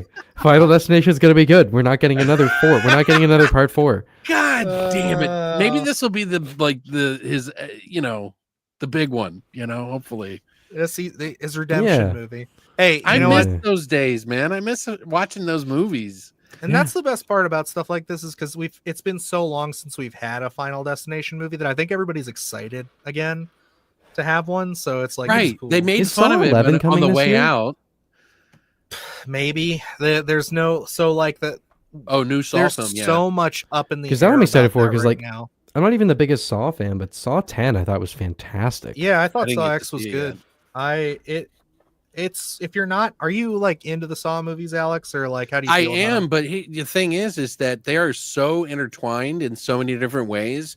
If you don't rewatch the fucking movies, you're going to be goddamn lost. You can watch. I know You they can replay stuff, but you can watch Saw X and only It's a really, very good like contained story about you John only really Kramer. have It's to fucking know the awesome. first movie and like the second one maybe, but I think like it takes place between 1 and 2. it is doesn't between 1 and 2, so you can. It's pretty on its own. It's really. I need good. to watch Yeah. all of them in a row. I've got all of them now, so I really want to go through them. And part 1 is not aged very perfectly as I remember, and part 2 as well. And What, Yeah, I Saw? mean the first Saw movie is just like a cheaper version of 7. but it was different for its time, Yes. and it was like something. Yeah, it is a combination of 7 because like it's got that vibe about it. Totally. Since you brought up Saw and you're talking about things that kind of like had a good jump off and actually like revitalized a little bit, I'm going to use this for one that might give me a little bit of shit for saying that, but Hell House LLC Lineage is coming out I this need to year. see these movies. Okay, so like I just got the box set too. random recap. Love the first one. 2 and 3 are fine. They are okay movies. Not the biggest fans of them. I think Origins. that the Origins, the Carmike Manor. Yeah, awesome movie. Yep, it looks like Take It or Leave It agrees with me. So I heard the third one's like the worst out of the can't four. speak to it. I haven't seen them. The third of the trilogy is the weakest. Worst is like not what I would say. Oh yeah, we can't hear you, bud. Yeah, I know. I was talking to someone else. Okay, I was gonna say so like the second and third movie they take the idea and they go too big with it. Like they're like, okay, they're trying to do Saw levels of stuff with it. It's not even like that where it's like twists on top of twists. It's like they're just implementing like things that just feel too grand for what was originally just a quiet little ghost story. Right. Wasn't it like there was like a whole like group of people that were in this cult and and they kind of got off the path. So like that's kind of the deal with the first movie, but like it goes to like, and it's not really spoiling things, but like it starts talking about like God and the devil and demons and hell and heaven it's like it gets like really big concepts for like what is just this little tiny found footage movie, and it's like this is too big. This is like going way too goofy. But I will say the fourth one, the Carmike Manor, literally brought it back to what I loved about the first movie. See, I haven't seen that yet. That's really good. That was such a satisfying film. Did you just quote One Flew Over the Cuckoo's Nest? Because you literally like did like one of the big lines in that movie just now. Did I? What did I'm talking about God, the devil, hell. Maybe. I need to catch up on these, and I want to go through because I'm not caught up on the VHS movies. I want to see the more recent ones. Oh yeah, because Beyond was on my list. It was on Alex's list too. I've heard I love the first movie. I remember seeing when I was pretty young, and I thought it was just fucking fantastic. Really, really loved it. Alex is Frozen. 2 I liked a lot, and then I tapped out after that. But yeah, I saw one of the newer ones. I think it was 99 that I saw. Whichever one has the like funeral You're house. coming back, Alex. It's slow, but you're coming back. Which is the one where the funeral home? Is that 99?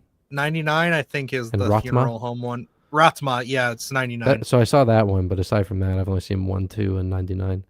That's they're so 85's got some good ones, but Beyond was definitely, I'd say Beyond was the most consistent that they've had in a while, where it's like there's only 1 or 2 that's just kind of like, okay.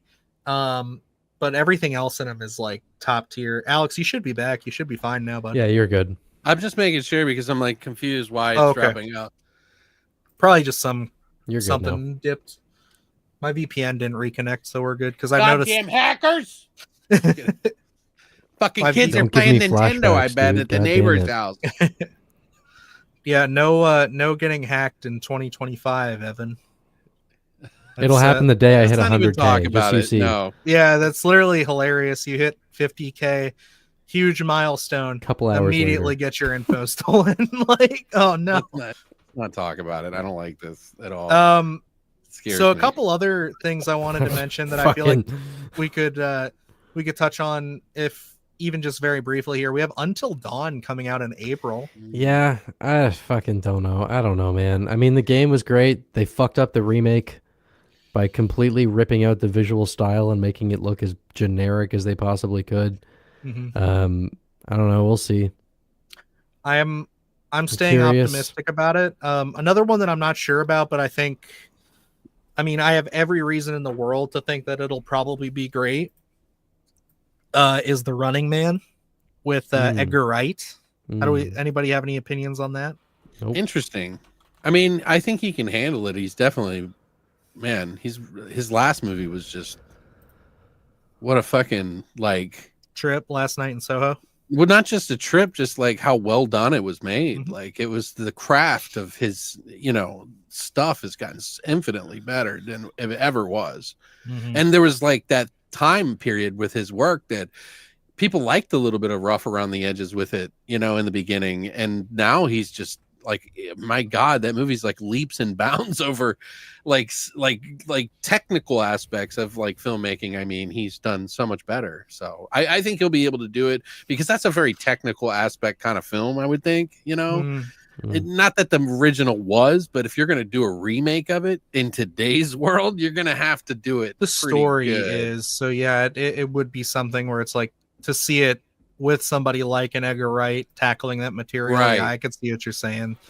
Yeah, because it's schlocky if you look at the original, and I like the movie. I'm just saying it's supposed to be fun and game show silly, and but I think that if he did it more sci-fi a little bit more harder sci-fi, and like, I don't know, it could be really cool. I agree. So, I'm interested in it. I think it looks cool. I mean, we haven't seen anything of it, obviously, but I think it sounds cool, I should say. Yeah. It's different that he got picked. I will say that is like a really weird choice, but maybe he's like really got a close heart to it. You know what I mean? Edgar Wright doesn't, to me, seem like somebody who gets picked anymore. I feel like he's somebody who picks. Yeah. You know what I mean? I feel like that's a project he probably pursued. Especially after last movie. Come on. Mm-hmm. Speaking of which, I'm doing a video on Last Night in Soho soon. I'm very excited to revisit that movie because it was fucking awesome. Yeah, it wasn't personally my favorite movie, Sure. But technically, and I was just like blown away by how well the acting and the shots and I've loved Thomasin McKenzie. She's in one of my favorite movies of all time, which is with Ben Foster, called Leave No Trace. Okay, I haven't seen that one. If not, it's a drama. It's about a father and daughter who are homeless and like living in public parks. And it's one of my all-time favorite movies is Thomasin McKenzie and Ben Foster. So like as soon as I saw her in that, I was like, I'm excited. And Anya Taylor-Joy, I think that was great. Oh, do you know what we didn't even mention? The Gorge. Yeah. Yes. Have you heard of that or seen the trailer for that? I mean, seen the trailer, looks big but I've heard budgety, but they are condensing it into it's a genre bender because it's about two snipers that fall in love who are protecting a hellhole.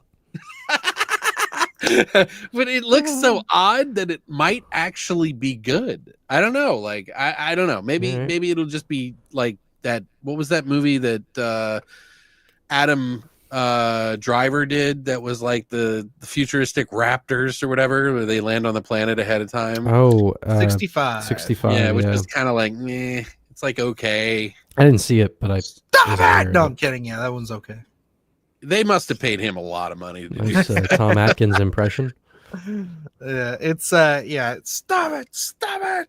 No, that movie was, I enjoyed it, but it's not something that I revisit because it's like, it's okay, it's fine. Yeah, I was excited. It would have been better if it would have been done like 10 years ago. You know what I mean? Like, yeah. As far as the Gorge goes, I'm like kind of worried because, like, yes, it's Scott Derrickson. I don't know if it's just the fact that it's like a streaming movie. It's not. No, it's nothing about that. It's the fact that it's a streaming movie is the reason why it's like not getting much like buzz or press, or if it's just like the fact that they're trying to hide it. Because I don't know. I'm like a little concerned because like it has such big name actors in it. It's I forgot Scott which movie this was. Why is this not being talked about more? You know, like yeah. Well, it is because Apple, like, they got their Walden Garden bullshit. But what was that movie that guy did that he did on like a phone or something? It was like something ridiculous. It was a sci-fi movie of the year about him like finding a little robot boy. Whatever that movie was. Wasn't that an Apple movie as well? Huh? I know what movie you're talking about, and I can't Yeah, remember you know what what it's I'm talking called. about. It's I like know what you're talking about. I can't think of it. It's like a guy who's like a mercenary It came out last year. Yeah, he's supposed to go and kill this AI child. Yeah, it was like the and he ends up saving Dune it. 2. I was about to say it was the sci-fi movie of last year, and then I remembered Dune 2 came out the last creator. year. That's it. And he used that old Sony cam that never saw it. I wanted to see it, but yeah, it's actually a really good movie, dude. Like, and Apple did that one, so I mean, okay. I forgot what the I'm gorge just was. I worried am that excited it's like, about this. I love Miles Teller. I love Anya Taylor-Joy, and Scott Derrickson. yeah, from and she doesn't really pick bad movies, so it's like it's one of those things where it's like it has two really well-known big actors. I would say, I mean, Top Gun, Furiosa. It's like, but you're like, Spectacular. I feel like Now. nobody is. Yeah, Spectacular Now is excellent, but it's like I feel like nobody's talking about this movie, so it's got me worried a little bit. But I don't think they're doing enough promotion on it yet, and I think it's too far out for them to really care that much. I'm locked in with Apple, so like I've been getting little emails about it, so it's like I'll get a screener when it comes out. So I see what you mean, Brandon. Yeah, that does kind of put a little tinge into the armor. Oh no! I don't know what it was rated in the States, but at least in Canada, Sinister and The Black Phone were also both the PG-13 equivalent. Yeah, they're Canada, both PG-13. So. Well, wait, Sinister might have been R. In Canada, it's extreme. At least in my province, because they do it provincially, it's different across Canada. But it's extremely rare for something to get like 18A. Yeah, Sinister's R. So for those of you who don't know what the gorge is, we should be doing this because we're just stupid. We're just assuming that everybody knows what the fuck we're talking about. Yeah. The Gorge is a movie with Anya Taylor-Joy, and I can't think of the other guy's name, but he's really good. Miles Teller. Whiplash. And they are snipers, and there is no use for snipers in this world anymore because it's a world where there's a time of peace, and there's nobody that needs to be assassinated, essentially. No one needs a sniper. No one needs to be unalived like that. And he's like, well, I don't know. Nobody needs me. And he's like, well, what if I gave you a job? And so he goes to this place in the middle of like, nobody knows what the fuck it is. He gets dropped by parachute there. And then he goes into this tower. And then the guy's like, yeah, you're going to be handling this tower. And he's like, what's that over there? And he's like, oh, that's Tower B. There's going to be another person over there, but you're not allowed to talk to them. And he's like, well, what am I doing here? And he's like, well, you see that big hole in the middle? He's like, well, who am I going to kill? And he's like, well, that big hole in the middle, it's not who you're going to kill. It's who you're going to keep in. And he's like, what do you mean? He's like, well, that's actually a portal to hell.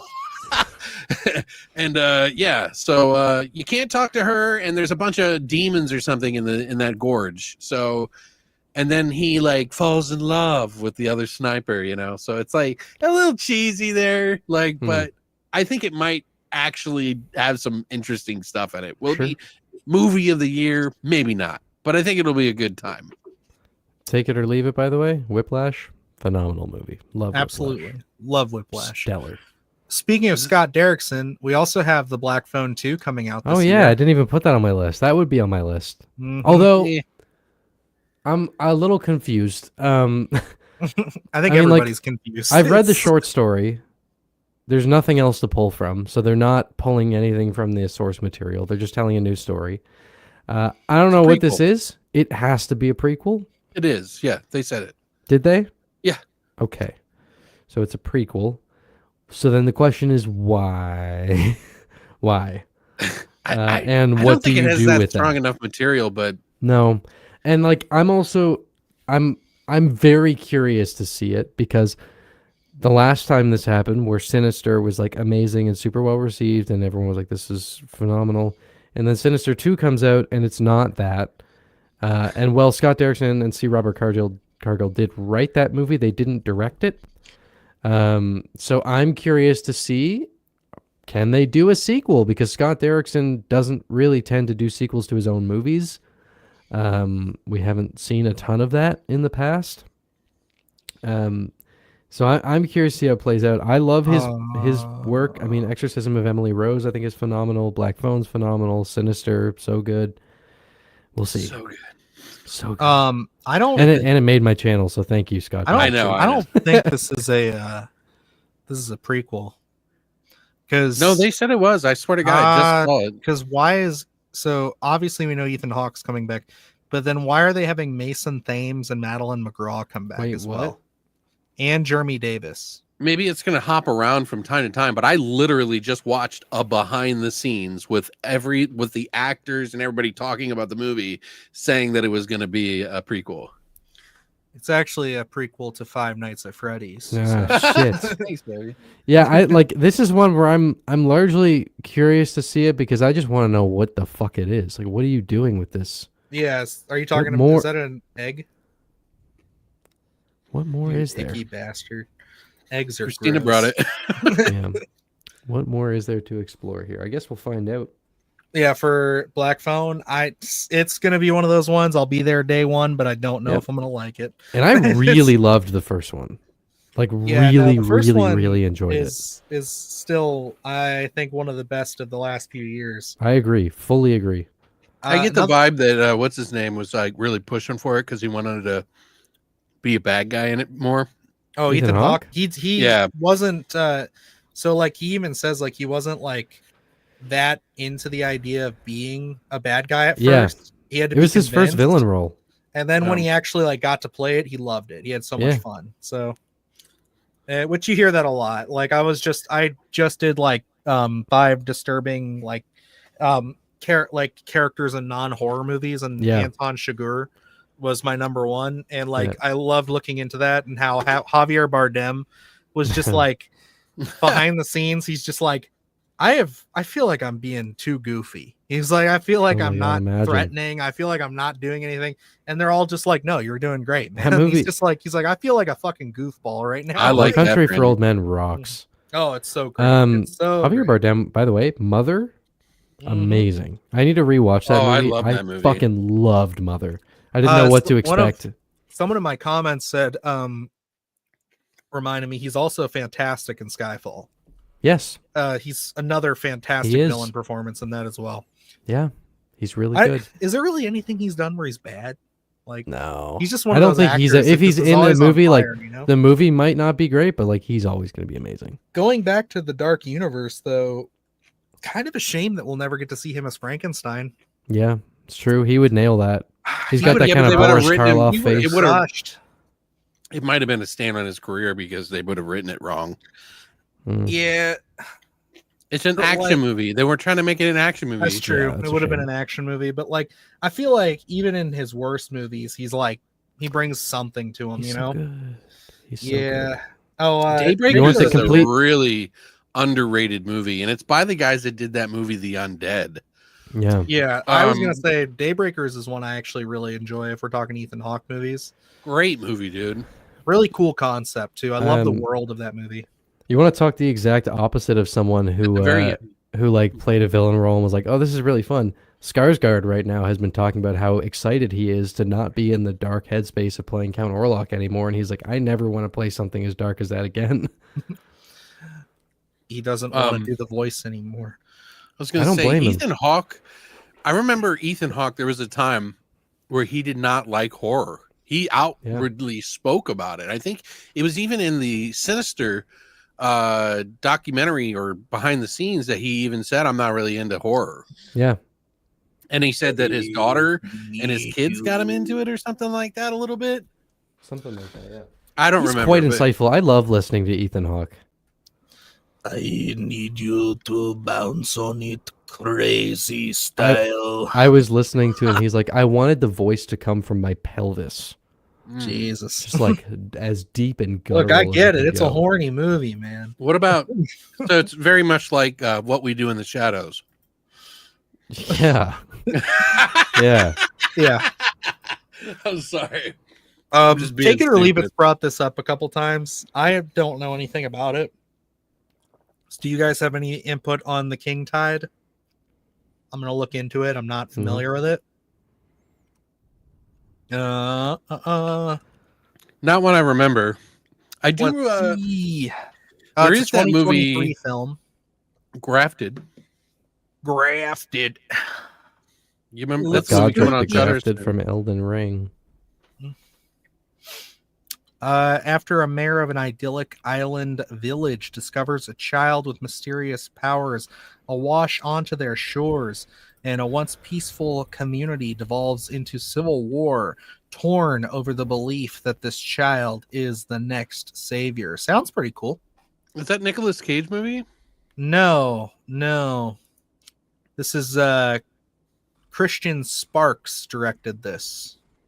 He has made movies I've never heard of. So I don't know jack about this movie. I'm not gonna lie. So I'm gonna look into this though. It does sound neat. It is from 2023 apparently. So I'll watch it. Let me see.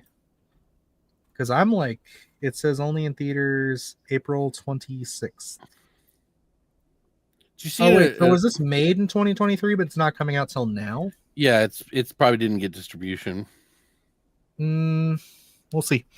We'll see. I will look into it. The King Tide. All right. Thank you. It has It Comes at Night vibes. Oh. Is it super slow? And does it have like an actual like? Is there a point? I still need to see It Comes at Night. It Comes at Night kind of drives it. It has a really good vibe to it, but the ending was a little anticlimactic for me. Okay. Yeah, it's I want to check it out. I think Evan, it's gonna be. You might like it actually. Yeah, I think you're gonna. It you're looks up gonna my love alley. it, or you're not gonna like. You're gonna hate it. It's the vibe. You really like vibes, so I think you'll kind of connect with it more than I would probably. Yeah, I'll have to check it out. It's all about the energy. By the way, guys, you should check out a movie called The Righteous from 2021. The Righteous? Yeah, it's directed by Mark O'Brien. I'm working on a video on it right now. I saw it. I blind bought it like 2 years ago, maybe, and really loved it. And just saw it for the second time again today. It's a fantastic, like, religious horror movie. The guy's totally inspired by. Yeah, I remember this. You've seen it? I think I did see this. It's really, really good. It's really good. It's well shot. It's like really well shot, and it also has such a good like use of setting the movie up so that you think you know where it's going, and then they completely flip it on its head, like almost exactly at the halfway point, and it's really fucking cool. I'm trying to remember when I saw it. It only came out a couple years ago. Like back then, when it first came out. It's really great. It's really, really great. Yeah, that guy is a really good actor too. I like him. Yeah, he's in Ready or Not as well. And he directed the movie and produced it and wrote it and starred in it. It's pretty impressive. I don't know why, but when I saw them sitting in the church on IMDb, it's one of the first images they show. It just reminded me, I've been wanting to bring this up. Have either of you guys seen the movie First Reformed? No. We were talking about Ethan Hawke. You guys should watch that. I think you'd really like it. It's an Ethan Hawke movie from like 2018-ish. The guy who wrote Taxi Driver, Paul. He directed it. It's fantastic. You know what I want to revisit soon with the monkey coming up is I want to go back and rewatch I Am the Pretty Thing That Lives in the House, I think it's called. I'm the pretty boy who lives in the basement Something of your like house. that, yeah. Because like I remember I saw it like around the time it came out, and I thought it was a boring slog of nothing.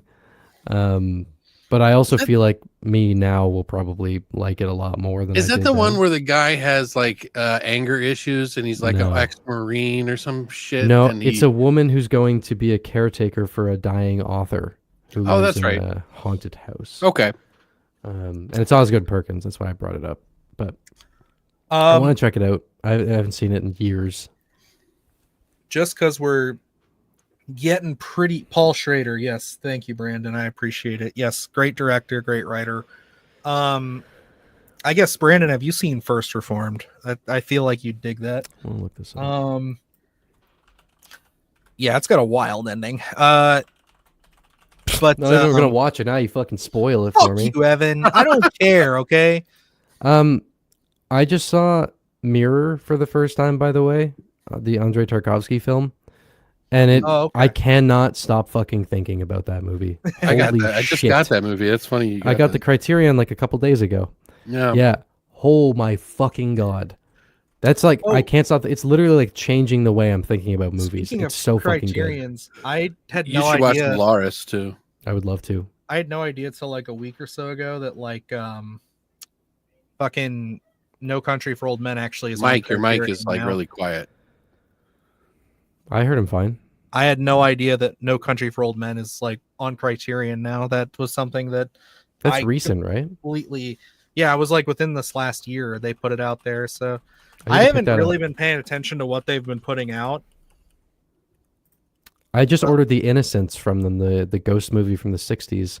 Was that the one that Eggers recommended? He had recommended it, and it was kind of like stars align because I'd already been looking at it, and then I watched the video, and he was like, here's the thing. I'm like, oh, fucking need to watch that again. The one thing they did announce that I will be buying right away is Godzilla versus Biollante is finally getting a release. Yeah, I'm gonna, as soon as I get paid, I'm buying that one. I'm pre-ordering it. It's That Blu-ray has been like over $100 for years. Like, it's so stupid how expensive. The 4K, actually, you can get a 4K of it. You can, yeah, that's what I'm saying. Like, I'll be buying, but it doesn't have English subtitles, so it's. I don't care.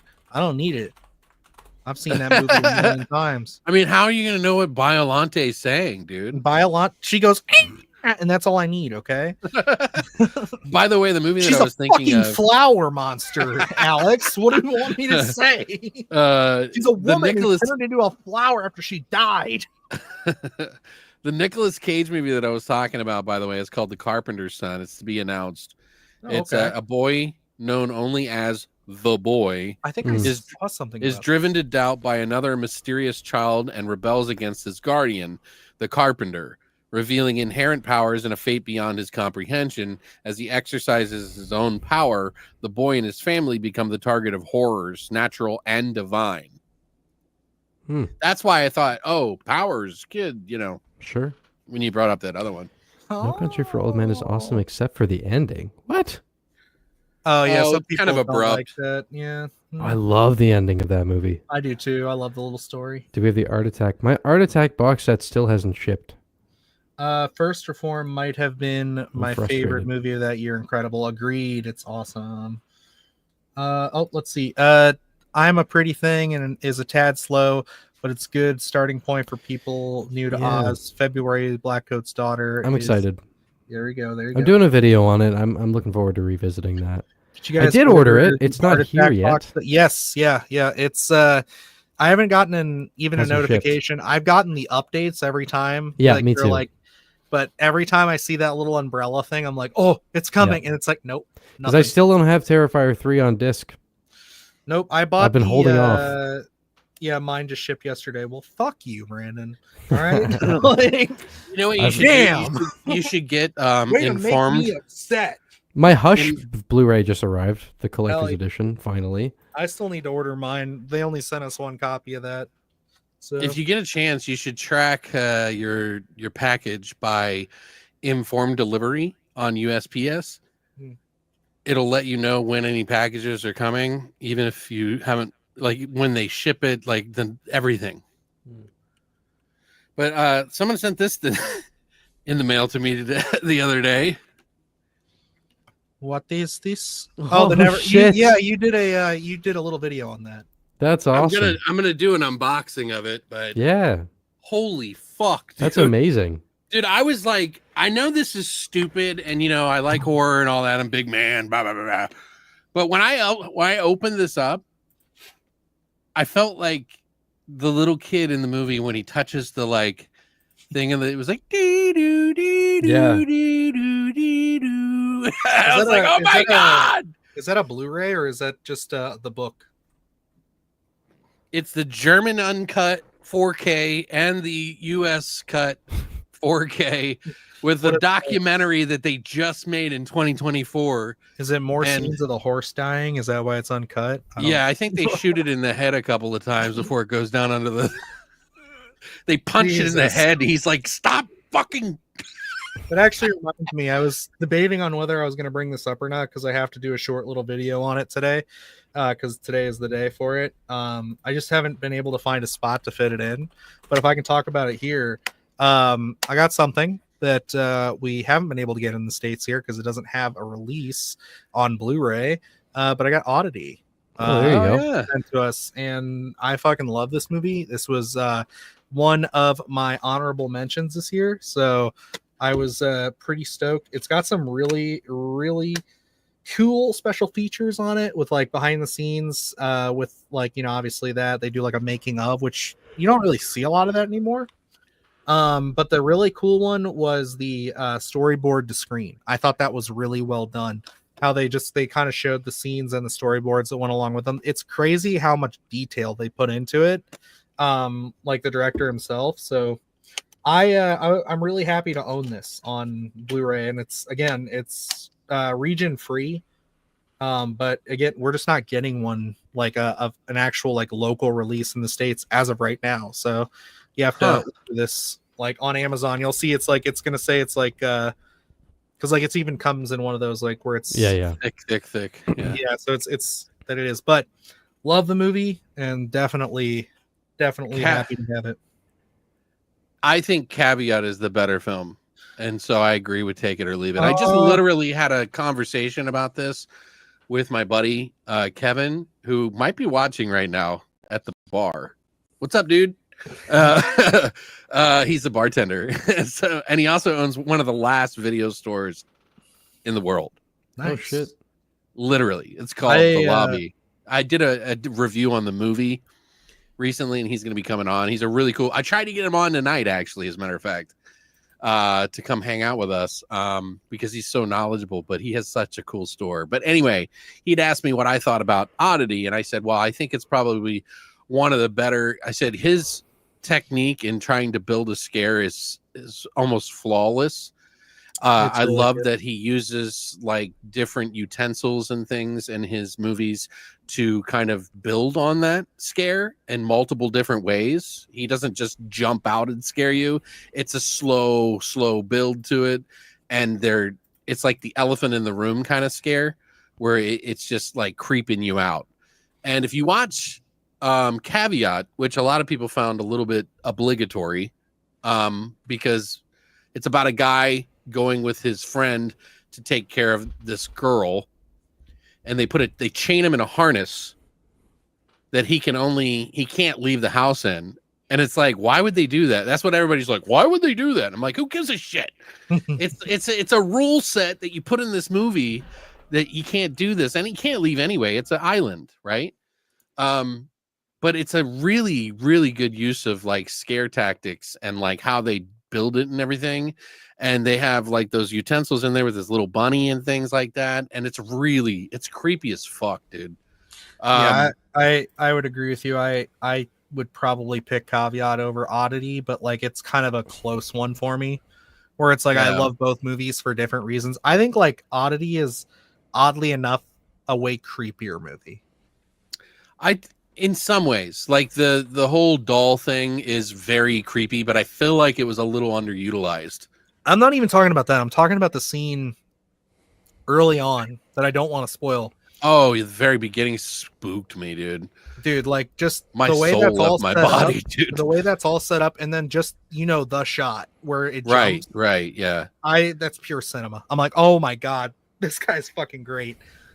Dude, I felt like fucking Doctor Strange when he got punched in the chest by the fucking guru, and my spirit left my body at that moment. That's one of the few times like I've gone back after finishing a screener and just freeze framed that shot and was just like, this is like so well like produced. Dude, I think I love the way it's amazing. It's a really because you think you know what this movie is going to be about, and that is one of those things where it's like it just does. Like that whole section just feels like it's a totally different movie, and it's wild. I agree. Take it or leave it. Yeah, Damian McCarthy is certainly somebody I'm excited for their next movie. Because we're coming down to the wire here, I just wanted to mention a couple more that we didn't talk about that I think each of us have some interest in, and I just don't want to forget them. Vicious, which is slated to come out this year. It's from the director Brian Bartino from The Dark and the Wicked and The Strangers. So, I was not aware of this. Yep, that's supposed to come out this year, as well as I know we're all going to have a lot of fun with this. We're definitely going to have to do some build up on the podcast here. We're probably, I haven't pitched it. I know Evan's going to be down. Alex, this will give you an opportunity to say your piece.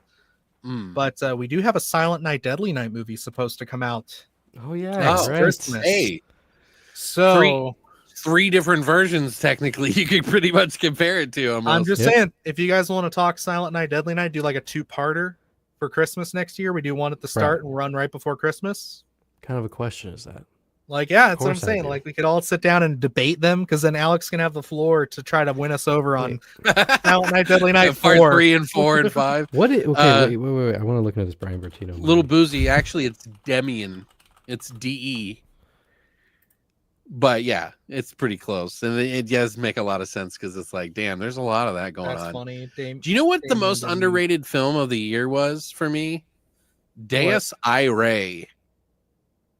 You're speaking gibberish. I don't know what you're talking about. Dude, if you guys have not seen this fucking movie Is that yet, that Argentina movie that you had on your yes, list? dude, it's fucking good. It is dark as fuck. I have never seen this movie. Is scary as fuck. It is dark as fuck. It blew me away when I watched it. There was just a few minor things that I just wanted more from, but man, I'm having the director on. He's super fucking cool. I'll have to check it out. I was guys, curious from your list. Nobody's talking about it, and I didn't even know it was coming. I didn't know about it until your list. Honestly, I didn't. It's even on hear Screenbox too, which is crazy because you got the hookup on that shit. I do, and I don't know if it was something that just like skipped my mind or something, because I always look at their emails every time they send them over, and like I don't know. I literally has got that Latin connect. They love they do. The Mexican, the Spanish, the Argentinian, like any of those, like they're always on there. Like, what was that movie, Pussy Box or whatever the fuck it was? It was from Mexico, actually. Yeah, Paramount removed Vicious from their release schedule. Fucking wars, assholes, pieces of shit. Well, Bloody Disgusting says it's still coming out, so fuck them. All right. I did want to bring this up for Alex in particular, because I know he was big on this one when it first got announced. But it was, and I love the director, but Begonia is coming out this year. The Yorgos Lanthimos, Ari Aster produced remake of the Korean film Save the Green Planet. Oh, that's right.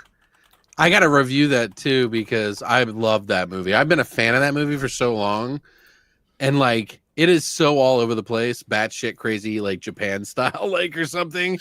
But it's Korean, I guess. Oh no, that's right. They're doing a Korean version, and it's Japanese. I'm pretty sure. I could be wrong. It's a remake of a Korean film. Okay, so it is Korean. It's been a while, but I have it on DVD, and it never got a Blu-ray release. And I fucking love the movie, dude. It's part tie a person to a chair and torture them, and part aliens are coming to invade the planet, and it tries to ride the line between whether or not this guy who's getting tortured is actually an alien or not. And the guy who's torturing him is crazy. So there's like a lot of things that are at play here, and by the end of the movie, it's just gonna blow you away. It is really, I'm very interested to see if Ari Aster is interested in this and his production company. That's huge. There's two like names that for just crazy fucking concepts and just like things they do. Having Yorgos Lanthimos and Ari Aster work together on a project is just insane to me. So like I'm there day one for it. Another one that I know Alex is going to be looking forward to is The Shrouds. Which I know Luke is going to be looking forward to this one too. David Cronenberg's next movie. the where you can speak to the dead people. Yep, and it's like on the gravestones in the graveyard. Yeah. I think that's more up to date than the last one, but I think it'll have more of an impact than the last one did, honestly. Yeah. So this is hold on real quick, let me answer this question. Deus Irae, I'm almost 100% sure there's other chapters that he's ready to make. It just needs our support. And I hope that it gets the same kind of support that Demian got with his Terrified movie, if we can build that enough, get it out there, I'm sure that they'll make a second and a third one, because that movie is ripe for 3 parts, man, and I can't wait. By the way, it thrills me to see the Dark and the Wicked love in chat. Dark and the Wicked is Hell yeah, dude. fucking Still fantastic. gotta watch I need to still pick it up too. Wait, Dylan, you haven't seen it? Still haven't seen it. I'm gonna get there. What? Oh my god, dude, Bro, that was like one of the best movies that year. legitimate, like 100%. Every time this It's the gets first brought video up, I we made talk on my about it. channel. I know. And You then have to check out Dark and the Wicked. Can we do an episode on that? we can do an episode on that on here. That's one thing I was going to mention at the end here, but we'll save it for a second. Is what we're going to do with the future of this. But I did just want to mention too, and then we can start wrapping up. These 3 for me that I'm really looking forward to personally. I'm looking forward to Tinsman Road, which is Robbie Banfish's next movie. It's a found footage film that he shot a few years ago on High 8. And he's been like getting it shopped around to like festivals and stuff. It's finally going to be coming out this year. And then that's the guy who did the Outwaters, for people who didn't know. And then I still need to see that. it's good. And then the Predator Badlands for November, and then the unnamed Predator film that's coming to streaming, which I hear the rumor for because there's 2 Predator movies coming out next year. So okay, there's one that's coming to streaming, if you didn't know, and the rumor right now is that it's going to be an animated, like in the style of like anime. It's going to be an anthology film that's going to follow different eras. So like we might get the samurai, and we might get the World War I thing that people were making, fake posters of and stuff. We might actually get to see those a little bit in there. So there would be like 20-minute segments or so. Well, plus we also know that what's his name, Fede Alvarez, is working probably on the next Alien versus Predator. So yeah, basically what we got from them is that they both have now confirmed that they've talked about it and that it's something that they're working with, but they want to do a few more entries. I think the big thing was they want to at least have one more Alien film come out before they really convene on it, because they just write it, in my opinion. And I know there's going to be people, because this is like, of all the fucking movies that I've talked about with Luke on our top 10 of the year, Alien Romulus was the one that we got eaten up in the comments about. Right, I know. It's like, what the fuck? Like, are you? Everybody got mad at me over that too a little bit. I had people mad on that a I personal didn't level, have just like Smile friends 2 on there. That was the dude, big same. one. People were pissed I didn't include Smile 2. It's like, I'm surprised you didn't include it. It's good, but it's like, what? I didn't like. Just to be clear, hold on. Just to be clear, there is so many movies this year that were 8s out of 10. That's the thing. There really was so many 8s out of 10s that I couldn't even fit them. So my next 10 are going to be like 8s. You know what I mean? Like 8s and 8.5s even. Like that's how good of this year it was. Yep. So, and I really liked Smile 2, man. Like I really genuinely, I know that a lot of people just thought it diverged from the first movie and they wanted more of this. I think most people like the second one more. The consensus seems like it's. I think, yeah, it's the aliens. Like they're comparing. Everybody says it's like the Aliens movie versus like the Alien movie. So similar situation. I like the first one more myself, but like I think the consensus, and I understand it. Like the second movie did a lot of really great things. I think they're both equal in their own like category. I just found the story of the first one more interesting to me, but. The second one was still a lot of fun. Still a great time. I wouldn't say don't let that get you, man. Like I was glad to hear that you put Romulus on there because I enjoyed it too. Yeah. And I think a lot people were really. I think were people mad that you had it on your list? Is that what happened? I did. Yeah, no, because there were just people. I just got like 4 or 5 comments from people on like the first day the video was out, being like, "Alien Romulus was dog shit" and stuff. I'm just sitting here like. How's this movie dog shit? I'm an unauthorized voice, but I liked it. Yeah, it's like he's literally he went from Alien to Alien Romulus, and he enjoyed it. Oh no, you've seen the first 2 movies, so you're allowed. No, I've seen the first one. He's seen the second one. He's only seen the first one. Yeah, get out of here. He doesn't know anything about the Black Goo. He doesn't know about Prometheus. I don't know he shit. Doesn't know about any of this shit, and he liked it, so it's fine. Like I saw it twice. It's great. I think I know some people had a problem with the younger kids. So fucking dumb. Some people had a problem. They said it was borrowing too much from other movies. I don't know what they're talking about. And the other one was that they didn't like the CGI at the end. That's a real person. Yeah, that wasn't CGI.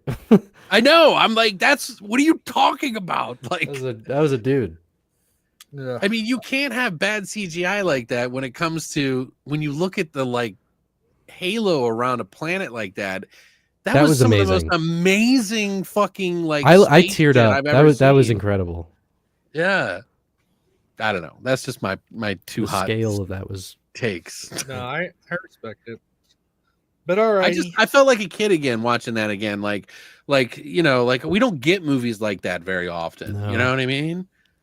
It's like, what do we get? Interstellar was the last one, or you know, like it's just very few and far between that you get. Yeah, it's expensive to make a space movie. Right? Yeah. I can't believe they got to shoot people out there and stuff. Right? Yeah. See, that's the whole thing, right? Got to do that every day. Do they have COVID in space? I mean, just kidding. Yeah. But yeah, let's get Oh into right, the no, wrap-up Alien here, Romulus folks. is woke. That's right. Oh, That too, yeah. fuck it. There was a God black guy and damn. an Asian chick. So fuck that movie. Don't clip that. Don't clip that. Here's a black Just and an cut it Asian. up and like repaste it in like Yeah. controversy. Rockland Someone's Graves. gonna make a channel where they just put that quote of you. I at already the had end of someone every accuse me of using trailer. AI to write something, so Oh my god. it's Well, happening. I mean, just because they found out your strategy. doesn't mean- No. Hey, it's funny. I typed in this movie and write me in, and it was sounded just like him. Yeah. Alrighty, fellas. Well, this has been fun. I like this, but what I was hinting towards was two things that I just want to remind everybody. By the next show, which will be on Evan's channel. Yes, it'll be on Evan's. Yeah. And we will also be split streaming over to the official Beyond the Splatter Graves channel. So we'll be Yes. posting like polls and stuff there. So that way we can just kind of, keep things, because the biggest thing is like all of our streams are spread out across the 3 channels. And I want to start kind of basically like we talked about it. And I'm like, we should start We can consolidate it. having a spot where they can go. So if anybody wants to go, they can just make sure it's there. We'll still stream here on the way we're doing it. We'll still do the roundtable as we've been doing, but we just want to have a centralized spot. And we're also going to do like clips and stuff like that there. But the big thing is we also want to start doing more topic based stuff like we did today and like we did the last stream. So it's not just going to be news. Might I make a suggestion if we do that? Like, I like your idea, and I was waiting. So, like, spoiler stuff, like a long discussion about a movie. Oh yeah, like, and that's the thing. Yeah. So like, I think we could do it where, because like people, like 3 streams ago, a lot of you in the chat were saying you want us to just cover like 1 or 2 movies. So like, say if Evan wants to for the next stream do a Dark and the Wicked stream, we could Right. literally we'll all watch it and then we'll sit here and talk about it. That'll be the first time I've seen it. Here's my Obviously- advice. We do it at the end of the 2 hours. So the 1 hour we come, we say hi, do all our stuff regularly. And then the next hour we do the breakdown of that movie. We talk about it in depth. Yeah. I think that's probably more appropriate. That way everybody can have a little bit, and they could tap out if they haven't seen it. You know what I mean?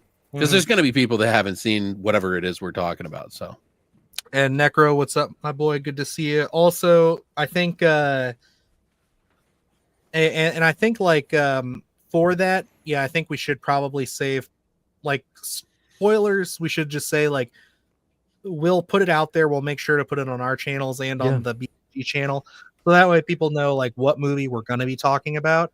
And yeah, so like I think that's a good idea, Alex, where we'll do like the first half of the show and then the last hour we'll talk the movie. So that way, yeah, it's like you're getting a little bit of both. And yes, we will also still have guests and stuff coming on. Yeah, we do special guests. It's really hard to get people to schedule stuff. Yeah. A lot of people are really busy in the industry and stuff. We like to have people on, obviously, but like I wanted to get Kevin on soon. The holidays were the big thing the last couple of weeks. So like it's just been tough with the holidays. I was going to have John Carpenter on this one, but I know you and Johnny boy. I didn't feel like so it. so close. Yeah, I gotta actually cut it early. I'm gonna go hang out with Robert Eggers real quick. Yeah. He was telling me he hates The Witch, so that sounds like Robert Eggers.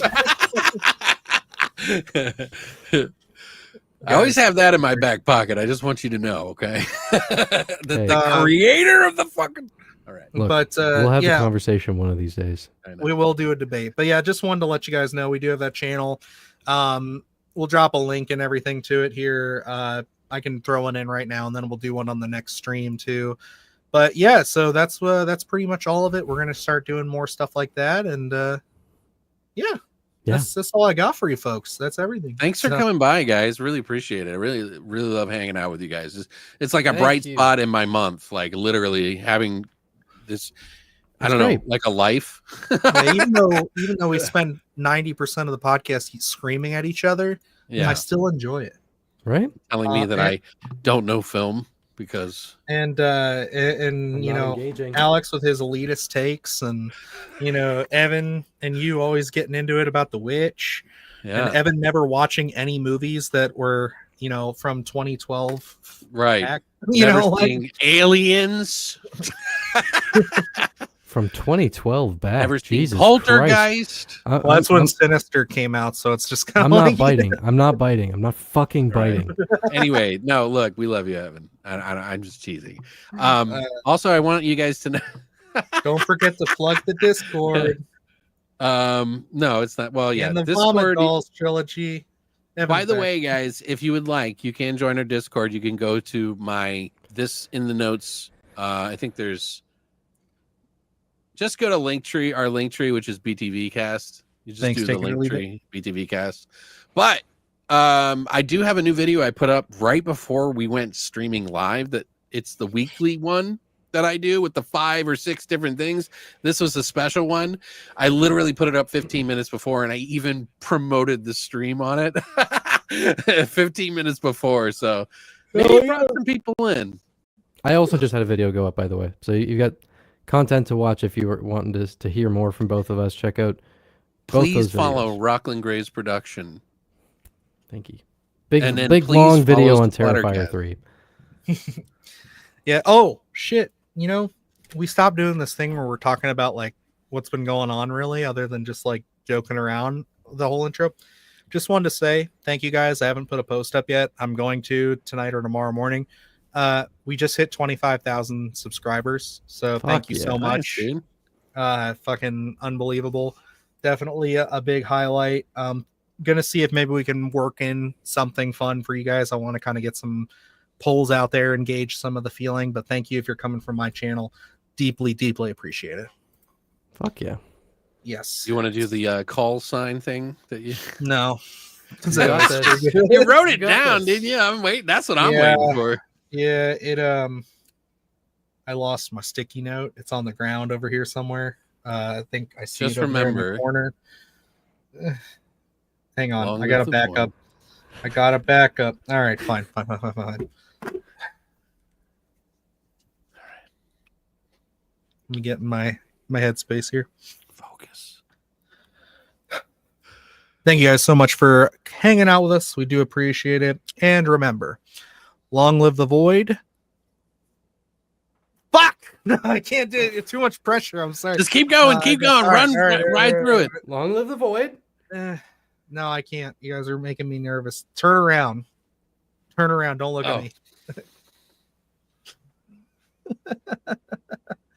Long live the void. Stay scared. And we hope you enjoyed your stay. All right, fellas. Take it easy. Yeah. Night. Night, guys.